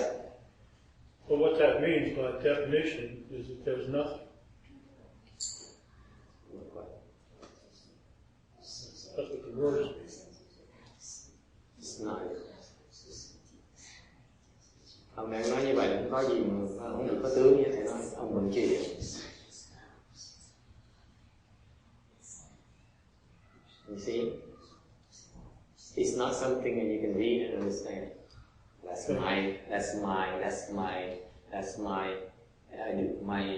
doing that on purpose. Put it there, you see? I put it there for that reason, that you can read it another 100,000 times, you still don't get it. It's not something you can understand from reading, including those who have low contemplative practice, they can read this 100,000 times, they still don't get it.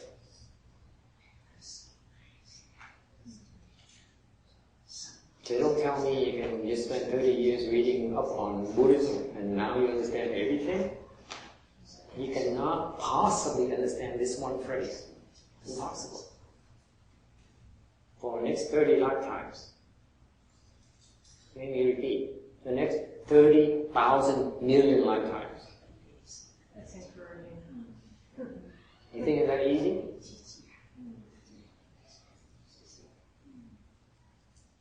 But then again, what makes you think that you were spending 29,999 million lifetimes already studying this?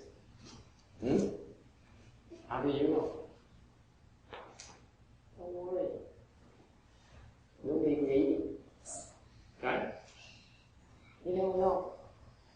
You think it's that easy for you to be able to listen to this, the way it's explained to you? It's not the first time. The first time people were here, they ran away already. No one here today hears this for the first time, I assure you. No one. Because if it's your first time that you heard this, I assure you, you walk out of here and say, this guy is full of it. I'm not coming back to this temple. And for 30,000 million times already, you say, huh? And you still, oh, but it sounds right, it sounds right. I'm not supposed to get it. Maybe next time. That's cultivation of Buddhism. Be patient, listen to it, listen to it. One day, aha. Is it clear? You keep listening to it. That's all. Cái gì biết không? Thầy nói là ông này cũng hỏi vậy cho đọc cái câu mà vô tướng, vô sở bất tướng, nghĩa là gì? Không có tướng, không có gì không có tướng hết. Đó là tướng. Thầy nói ông đang ngồi đó, ông rảnh cái óc ông 30 năm rồi, không hiểu nổi. 3.000 năm không hiểu nổi đâu. 3 vạn kiếp không hiểu nổi đâu. 3 vạn triệu kiếp không hiểu nổi đâu. Lắc đầu nó bộ rất khó gì. Đương nhiên thì quý vị tưởng dễ nè. Người nói là như vậy thì như thầy thì nản chí quá, tôi nản chí quá, sao lâu vậy? Thầy nói tại sao nản chí gấp mà sớm làm sao quý vị nhiều khi quý vị đã tu là hai gần 3 vạn triệu kiếp rồi. Sao quý vị biết? Tại thầy dẫn chứng cái gì nghe những cái lời giảng của Linh Kim Cang này, ngày hôm nay những người có mặt ở đây người nghe cái này mà vẫn còn ở trong này, mà vẫn mỗi tuần tới nghe giảng kinh đều, tôi cam đoan với quý vị cũng phải là người tiên nghe đâu. Cái người là người tiên nghe mà bước ra ngay lập tức, không ngồi lại đâu. I assure you, the people who hear this for the first time, they walk out right away. Know any such people, Jimmy? They walk out right away.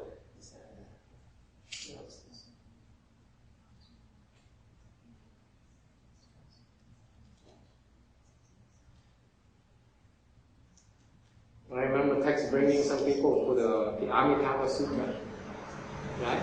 Your good friends, your nice friends. They walk out and say, "This is nonsense. Oh, yeah. I don't buy this." How is that compared to the principles of the Vajra Sutras?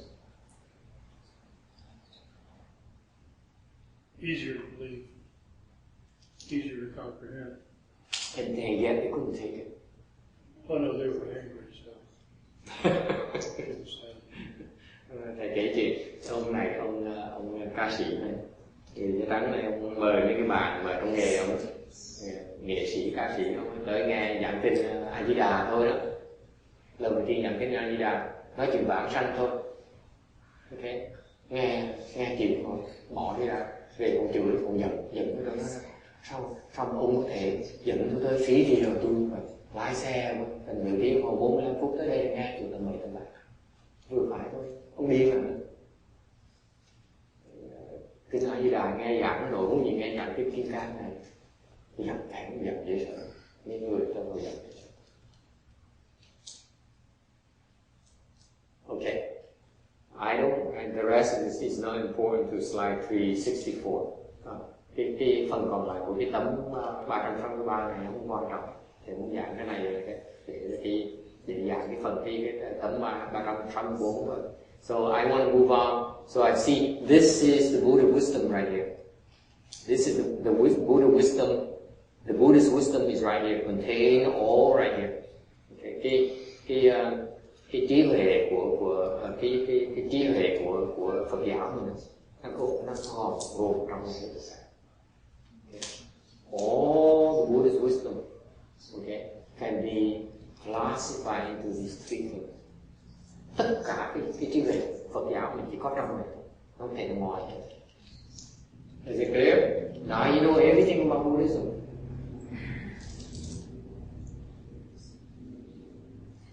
Kinh nghiệm thôi sau mình trở lại nữa.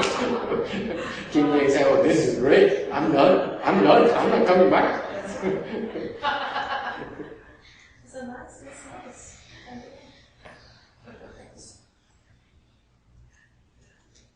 364. There's an anecdote. There is a Chan master, Baochi. I don't know what this is. I took it from a Japanese source. So the name, I'm not quite sure what is the Chinese name for this, or Vietnamese name. I don't have the original. Cái này là thầy đọc sách là thầy thấy câu chuyện vui vui, thầy nghĩ ra coi mà cái sách này là sách người Mỹ viết ra, thành là mất chữ nguyên văn của người Hoa, chữ như phần tiếng Nhật, thành này thầy có biết tên. Okay, so the Zen master Baochi was fanning himself, his hot head. Cái thiền sư tự quản. So a monk approached him and says, Master, the nature of wind is permanent. There is no place it does not reach. Why then do you fan yourself? Bởi mấy cái dân thiền nó dễ ghét, chiều nó hỏi hóc búa nhau. Thì một cái ông sư khác thấy ông thiền sư này mới tới quê cái thọ, nói là bạch thầy, trước khi nó thọ mình nó xin bạch thầy. Mỗi lần thầy bạch thầy ra thầy bạch thầy. So this is my natural reaction. Every time I say master, I say Be me alone. Bạch thầy. Cái bản tính của cái gió đó là nó thường trực, không có chỗ nào nó không đến. Thì tại sao thầy phải tự quạt làm đi? Thì những tự nhiên thiền là bị ghét, chứ nó chọc, cho nó chọc ra ngoài để coi tụi mình hiểu được không? You see, this is what Chan people do to each other. They challenge each other intellectually. Not intellectual, like intellectuals go into intellectual discussion. The Chan people do this constantly. Cái dân ý thức và chuyên môn làm như vậy, đấu trí với nhau thì thiền cùng tới đấu công phu với nhau. This is a form of intellectual challenge, by the way, in a Chan world. Đây là một cách mà đấu nhau trong thiền. Có thấy thiền có gì biết không? Đừng tưởng, don't think in a Chan temple people are smiling and pleasant and say, oh, master is so great. So đừng nghĩ mà cái thiền viện là họ vui vẻ sống đồng ấm với nhau, không có đâu. I'm revealing you what really happens inside the Chan temples. Thầy đọc cái chuyện mà thầy kể lại thì cũng chỉ cười. Cái vị tưởng tượng là tu hành là người ta như mấy cái kiểu thiền khác đó, đi nhẹ nhàng, khoan thai, người cười mỉm cười, sung sướng thoải mái. They constantly look at you and say, I want to shoot at you. Thế quý vị tưởng tượng. Don't think that, don't be misguided into thinking that in a Chan temple, a Zen temple, people are pleasant, particularly in those temples in Europe, where they're known to have meditation centers, and you go there and you see these people, you go there at once on the weekend, and you see these people walking around like on clouds, have this pleasant smile and happy expression in the face. It's an act. Okay? There's no such thing. Is there such a thing? I'm not sure. Quý vị đừng lầm đâu. Trong thiền viện thoải mái, nhẹ nhàng, sung sướng, an lạc không có. Anytime you see each other, đụng nhau một cái là đấu nhau.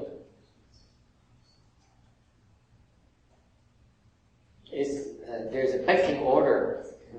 Có một cái giai cấp. Okay.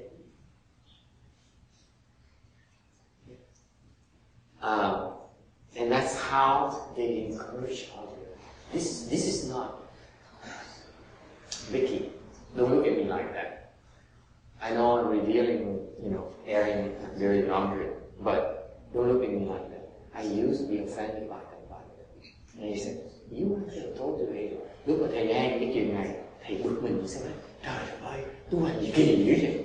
Mình đã bỏ hết tất cả rồi, còn đi vào đấu với nhau làm cái gì? Vô như bạn sẽ, đúng không? Phải không gọi là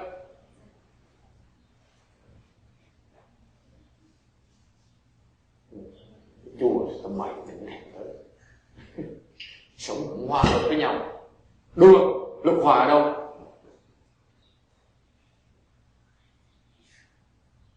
Phải lên đài.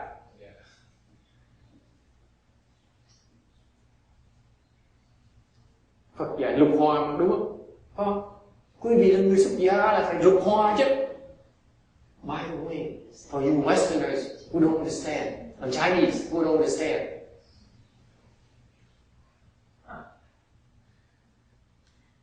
the criticism about these people, about such behavior is that you guys have given up everything already, and you shave your head, you change your clothes, you no longer wear Armani's, Ferragamo shoes. What is hot nowadays? Any? Done? Gucci ties. Okay. I never like this. Yeah. Đã bỏ, đã cạo đầu, đã mặc áo cái đội áo quần như vậy, mà còn tranh giành nhau làm cái gì? Đúng không? Đã người xưa rồi mà còn không tu theo luật hòa với Phật dạy nữa. Chua tầm bậy. Cái chỗ ghê vậy sẽ gớm vậy sao? Đấu nhau. So this is what people do. They say, you guys, this is especially the Vietnamese. You can do it. Don't tell the Vietnamese. Only the Vietnamese. Vietnamese come to the temple. They say, you guys have shaved your head. You give up your Armani suits and your Ferragamo shoes, and you wear these weird clothes, and you wear sandals. You don't wear shoes, and you still fight each other when you're supposed to practice the 6 harmonies.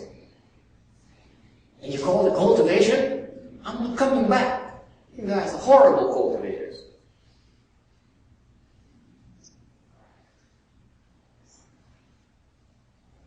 That's what the Vietnamese do.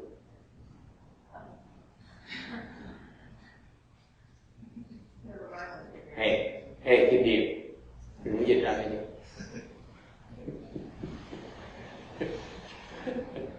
Thầy nói xấu, người Việt Nam chung vào chùa nói như vậy. Cái chùa kỳ cục, cái chùa kia kìa, nó sống khi vào nó cũng vui vẻ, nhẹ nhàng, an lạc, tu thiền mới gọi là thiền chứ. And they said, the other temple, where they are so harmonious, where they are so pleasant with each other, you can see the blissful expression in the face. Oh my God, that's what I want to go and cultivate. That's the real charm.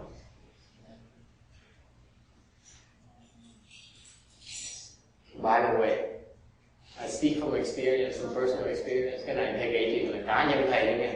My personal experience, Xian Shun. I went to the Chinese temple, and the men and the women, they warned me. They warned me. They said, "You, the woman in that temple, I don't dare say the big temple's name. Okay, you guys know where it is." The woman said, "You are about to become a monk, and I'm telling you as a nun, the monk side is known for tremendous fighting and quarreling. They fight each other tooth and nail." Từ lúc mà thầy mới có đầu tu đó, xuất gia, thì thầy dám nói là cái tên của cái chùa lớn lớn đó, bao nhiêu cái chùa đó là cái chùa lớn lớn đó mà. Thầy xuất gia đó, thì cái sư cô đó, người Việt Nam, cổ tới cô quán trước, cô mắt lẻo, cô nói này, cô bộ nhỏ, cô nói này, nè, con có biết không? Thì đệ tử của ông Hòa Thượng đó, bên cái chúng tôi thì tu đang hoạt động, bên đàn ông đó, họ đấu nhau, họ cãi nhau chi che suốt ngày, mà họ không thể nào tu chung với nhau được. I walked in and it colored my vision. What did I do? I walked in, I found exactly what she warned me about. They fought each other. Found exactly what I was warned. Thì sư cô nhờ sư cô đã chỉ thầy đó. Thành thầy vào thầy thấy chắc như vậy. Rồi cãi lộn nhau chi chóe. Thầy buồn rồi. God, how can you be left from people? This is not a behavior left from people. Mamma mia.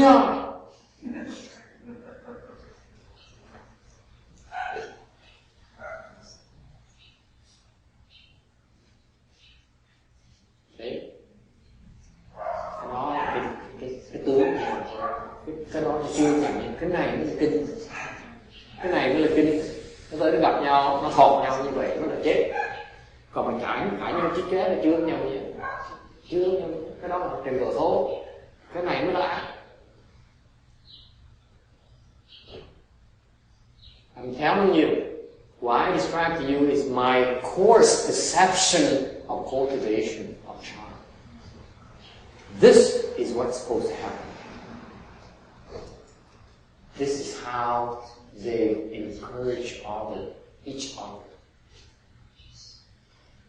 Cái này là cách họ giúp nhau tu.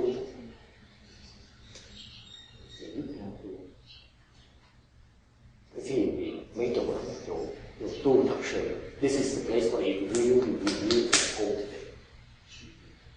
Not, oh, I'm so happy today. You should meditate with us. Cái chỗ mà tới mà mấy thầy mấy cô nói, ô ngày nó rất là đẹp, ngày nó sao hoan hỷ an lạc, cái gì tới đây thì của chúng tôi.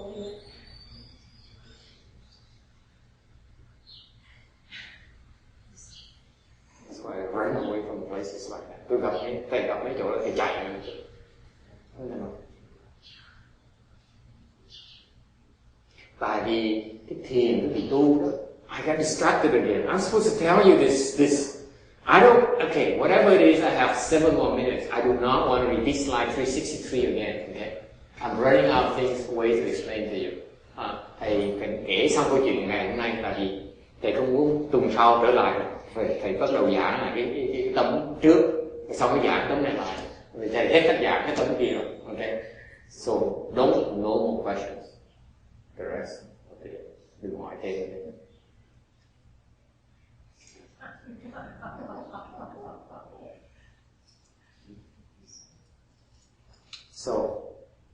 So you see, the beautiful thing about this is that they challenge each other, and it enables the lower level person to express his stupidity. It's very open-minded. You see that?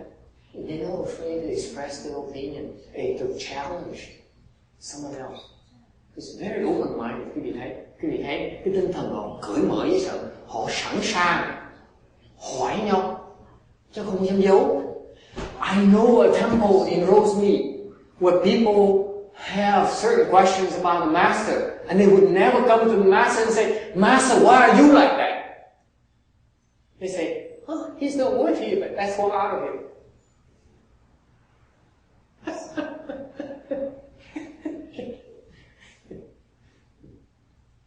Thì biết không? Thì cái chùa, cái thành phố này mà có những học trò tới thấy không, ông thầy sao ông thầy tệ ghê, ông này nó xứng đáng mình mà mình nói con cái thắc này có tới hỏi thầy đi, thầy cũng xứng đáng mình thầy hỏi đâu, ông này xứng đáng thôi bỏ cái gì.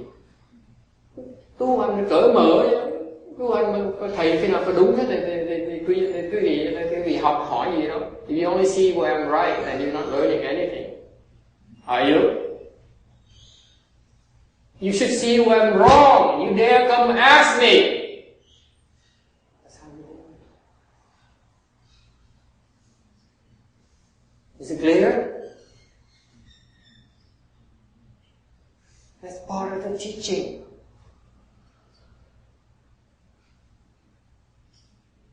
Cái dạy nó phải như vậy. Nếu quý vị thấy con thầy đúng không, ông thầy dạy quý vị chưa đủ. Quý vị thấy thầy sai mà dám tới hỏi nó thiệt sự là học. Thầy sai mà nếu không thầy phê đó phê phán thầy rồi, tức thầy không vậy. Dốt chứ không phải thầy dốt đâu.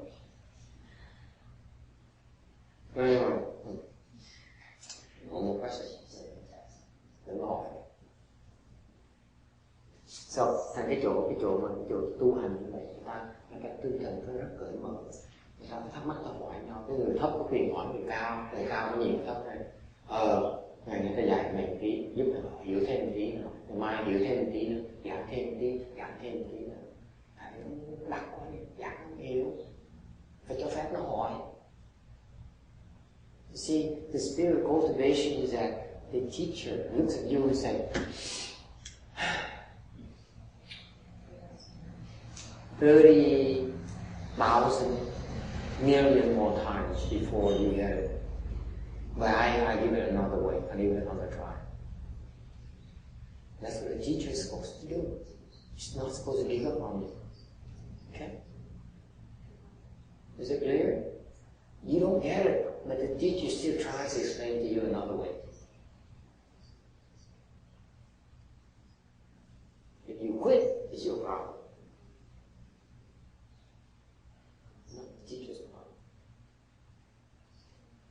Okay, so this guy, this monk here, goes and challenges his master and says, Master, why are you fanning yourself?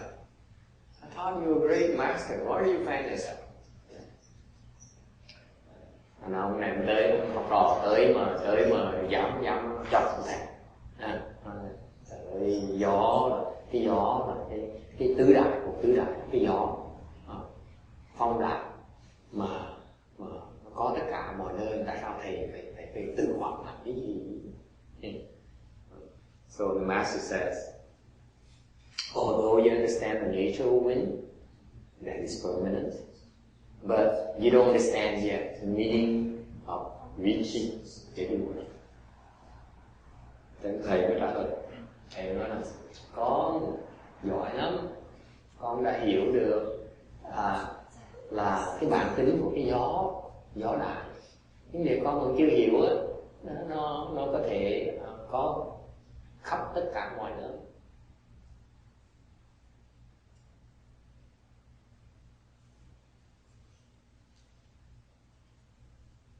Okay, I have 2 more minutes. It's not enough time. Không đủ thì giờ còn 2 phút nữa thôi. Okay? So the master gently says, yeah, you understand partially. What does it mean? Let me explain briefly to you. You have literary wisdom. Okay? But that's all you have. Ông thầy trả lời là con chỉ hiểu được cái văn tự Bát Nhã thôi, chứ con chưa hiểu được gì hết. Okay? So he didn't insult him like the way I put it. Okay? He says, yeah, I don't quite understand the I would say you still don't get it. Okay? It's more offensive. More American. This is more Chinese or Japanese. I don't know whether it is more Asian. Maybe. So the student monk says, then what is it? What is the meaning? You see how open-minded this person is. Cái người học trò hỏi gì mà bạch thầy về cái ý nghĩa nó đi hết tất cả mọi nơi, nó phổ biến. Ý nghĩa là sao?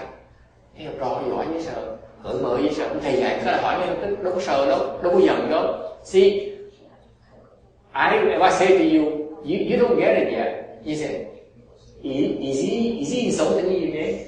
Is he insulting me again? Right? This student is not offended easily. He says, then master, what is it? What is it?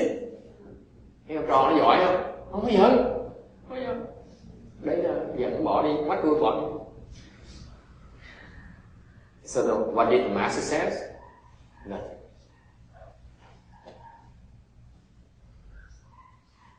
And the monks, thầy nói thì im lặng quan sát đi. Nó rõ lại, cúi đầu lại. Okay, let's go. Okay, and then this is the venerable Dogen. How do you say that in English? I'm not sure. Is Dogen or Dogen? Is someone teaching me, please? If I pronounce it wrong, please forgive me. It's Dogen. Dogen?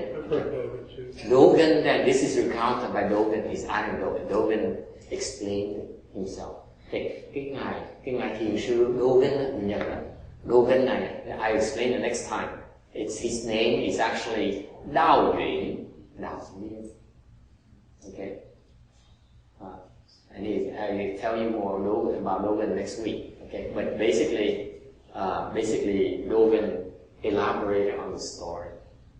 Okay? And we don't have enough time today. I'm already 2 minutes running over. So can we continue next week?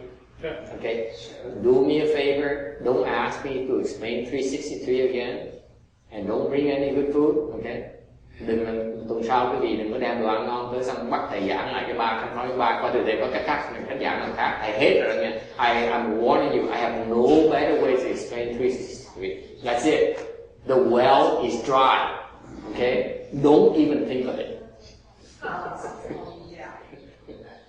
Okay? Next week you continue with 364. Okay? Tuần sau mình tiếp tục nha. Okay? Thank you. Look at that. It's no more rain. Now you can drive home safely. Isn't that wonderful? Quý vị thấy không? Đáng lý ra phải mưa chiều nay. Thì lái về nó hơi ướt át mà lại có thể hơi nguy hiểm một tí. Trời ơi, nào chẳng chắc. Vui không? So we should be grateful to the dragons and for their cooperation. Và ngày hôm nay, thầy cảm ơn Chư Long, Hộ Pháp đã giúp đỡ cho quý vị lái xe để an toàn. I'm grateful to the dragons for their cooperation so that you can drive home safely. That's a concern of mine. Because you come here, you listen to the lecture, you cultivate, and in the rain, you come home, I worry about it. I see something happened to you, I feel bad. So, in fact, on Friday, I tell you this, in Friday, the forecast is Saturday, Sunday, Monday. 3 days in a row. I checked on Friday. It is said that the weather forecast is 100% accurate within 24 hours. Did you know that? Ngày thứ sáu, thầy quay cái khí tượng thì nó tiên đoán là thứ bảy, chủ nhật và thứ hai là mưa 3 ngày liên tiếp. Thì cái khí tượng tiên đoán khí tượng xứ Mỹ này là nếu cái gì qua trước 24 tiếng đồng hồ thì nó rất là chính xác, 24 tiếng nó rất là chính xác, 100% chính xác, dễ sợ gần 100%. Okay. Thì coi thì buồn thì nói trời ơi, cái tuần thì mưa, mà đợi cuối tuần mới mưa. Rồi học trò tôi nó tới, tôi còn 5-6 người nó tới nó nghe hết, nó like tới nó ước vô chùa, nó ước cái chùa tôi. Xong nó về lỡ nó trượt xe một cái, nó trượt ở ngoài sân nó té một cái cũng phiền. Mấy bác đi về chống gậy, rồi xong rồi té một cái phiền tôi. Rồi lỡ mà có cháy hàng ngoài đường, thầy ấy nát trong bụng, nói trời ơi sao mình họ khổ sở, chỉ làm việc cả tuần rồi. Xong cuối tuần tới nghe thầy chịu khó thế thì nghe thầy giảng kinh, vì nghe thầy giảng kinh mình đi về gặp thầy té này nọ thì mình buồn, mình ấy nát trong bụng, mình nói rồi khổ ghê đó. Phải chi mà họ không có hợp tác mình tí nào hết. So I said myself, oh, this is all my fault. That it has a day on the weekend to make life difficult for you. And guess what? It's not raining this weekend. So I assure you, personally, it's just my personal belief, we get cooperation from the dragons. And nói cái gì nghe cho biết là chúng ta đi khiêm tốn, là chỉ ra chúng ta là được mấy con rồng nữa. Cái quả trời này không phải cuối tuần không. Okay. All right. Thank you.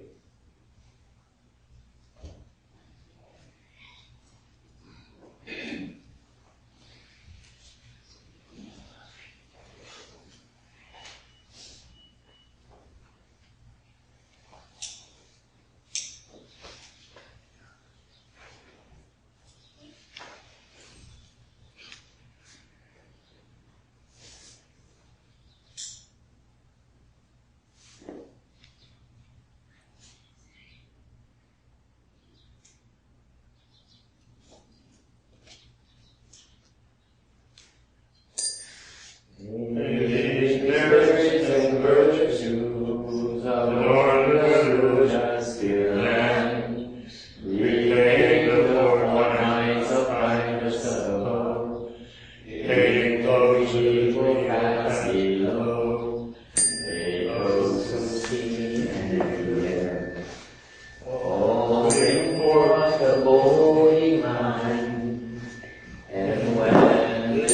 kênh Ghiền Mì Gõ để không bỏ lỡ những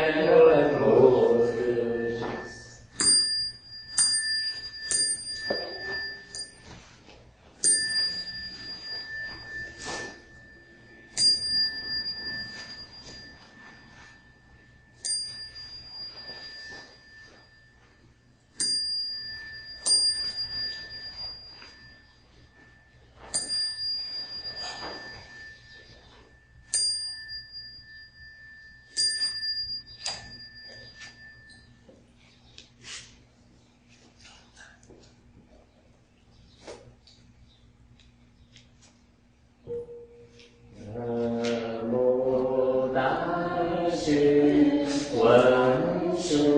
hấp dẫn.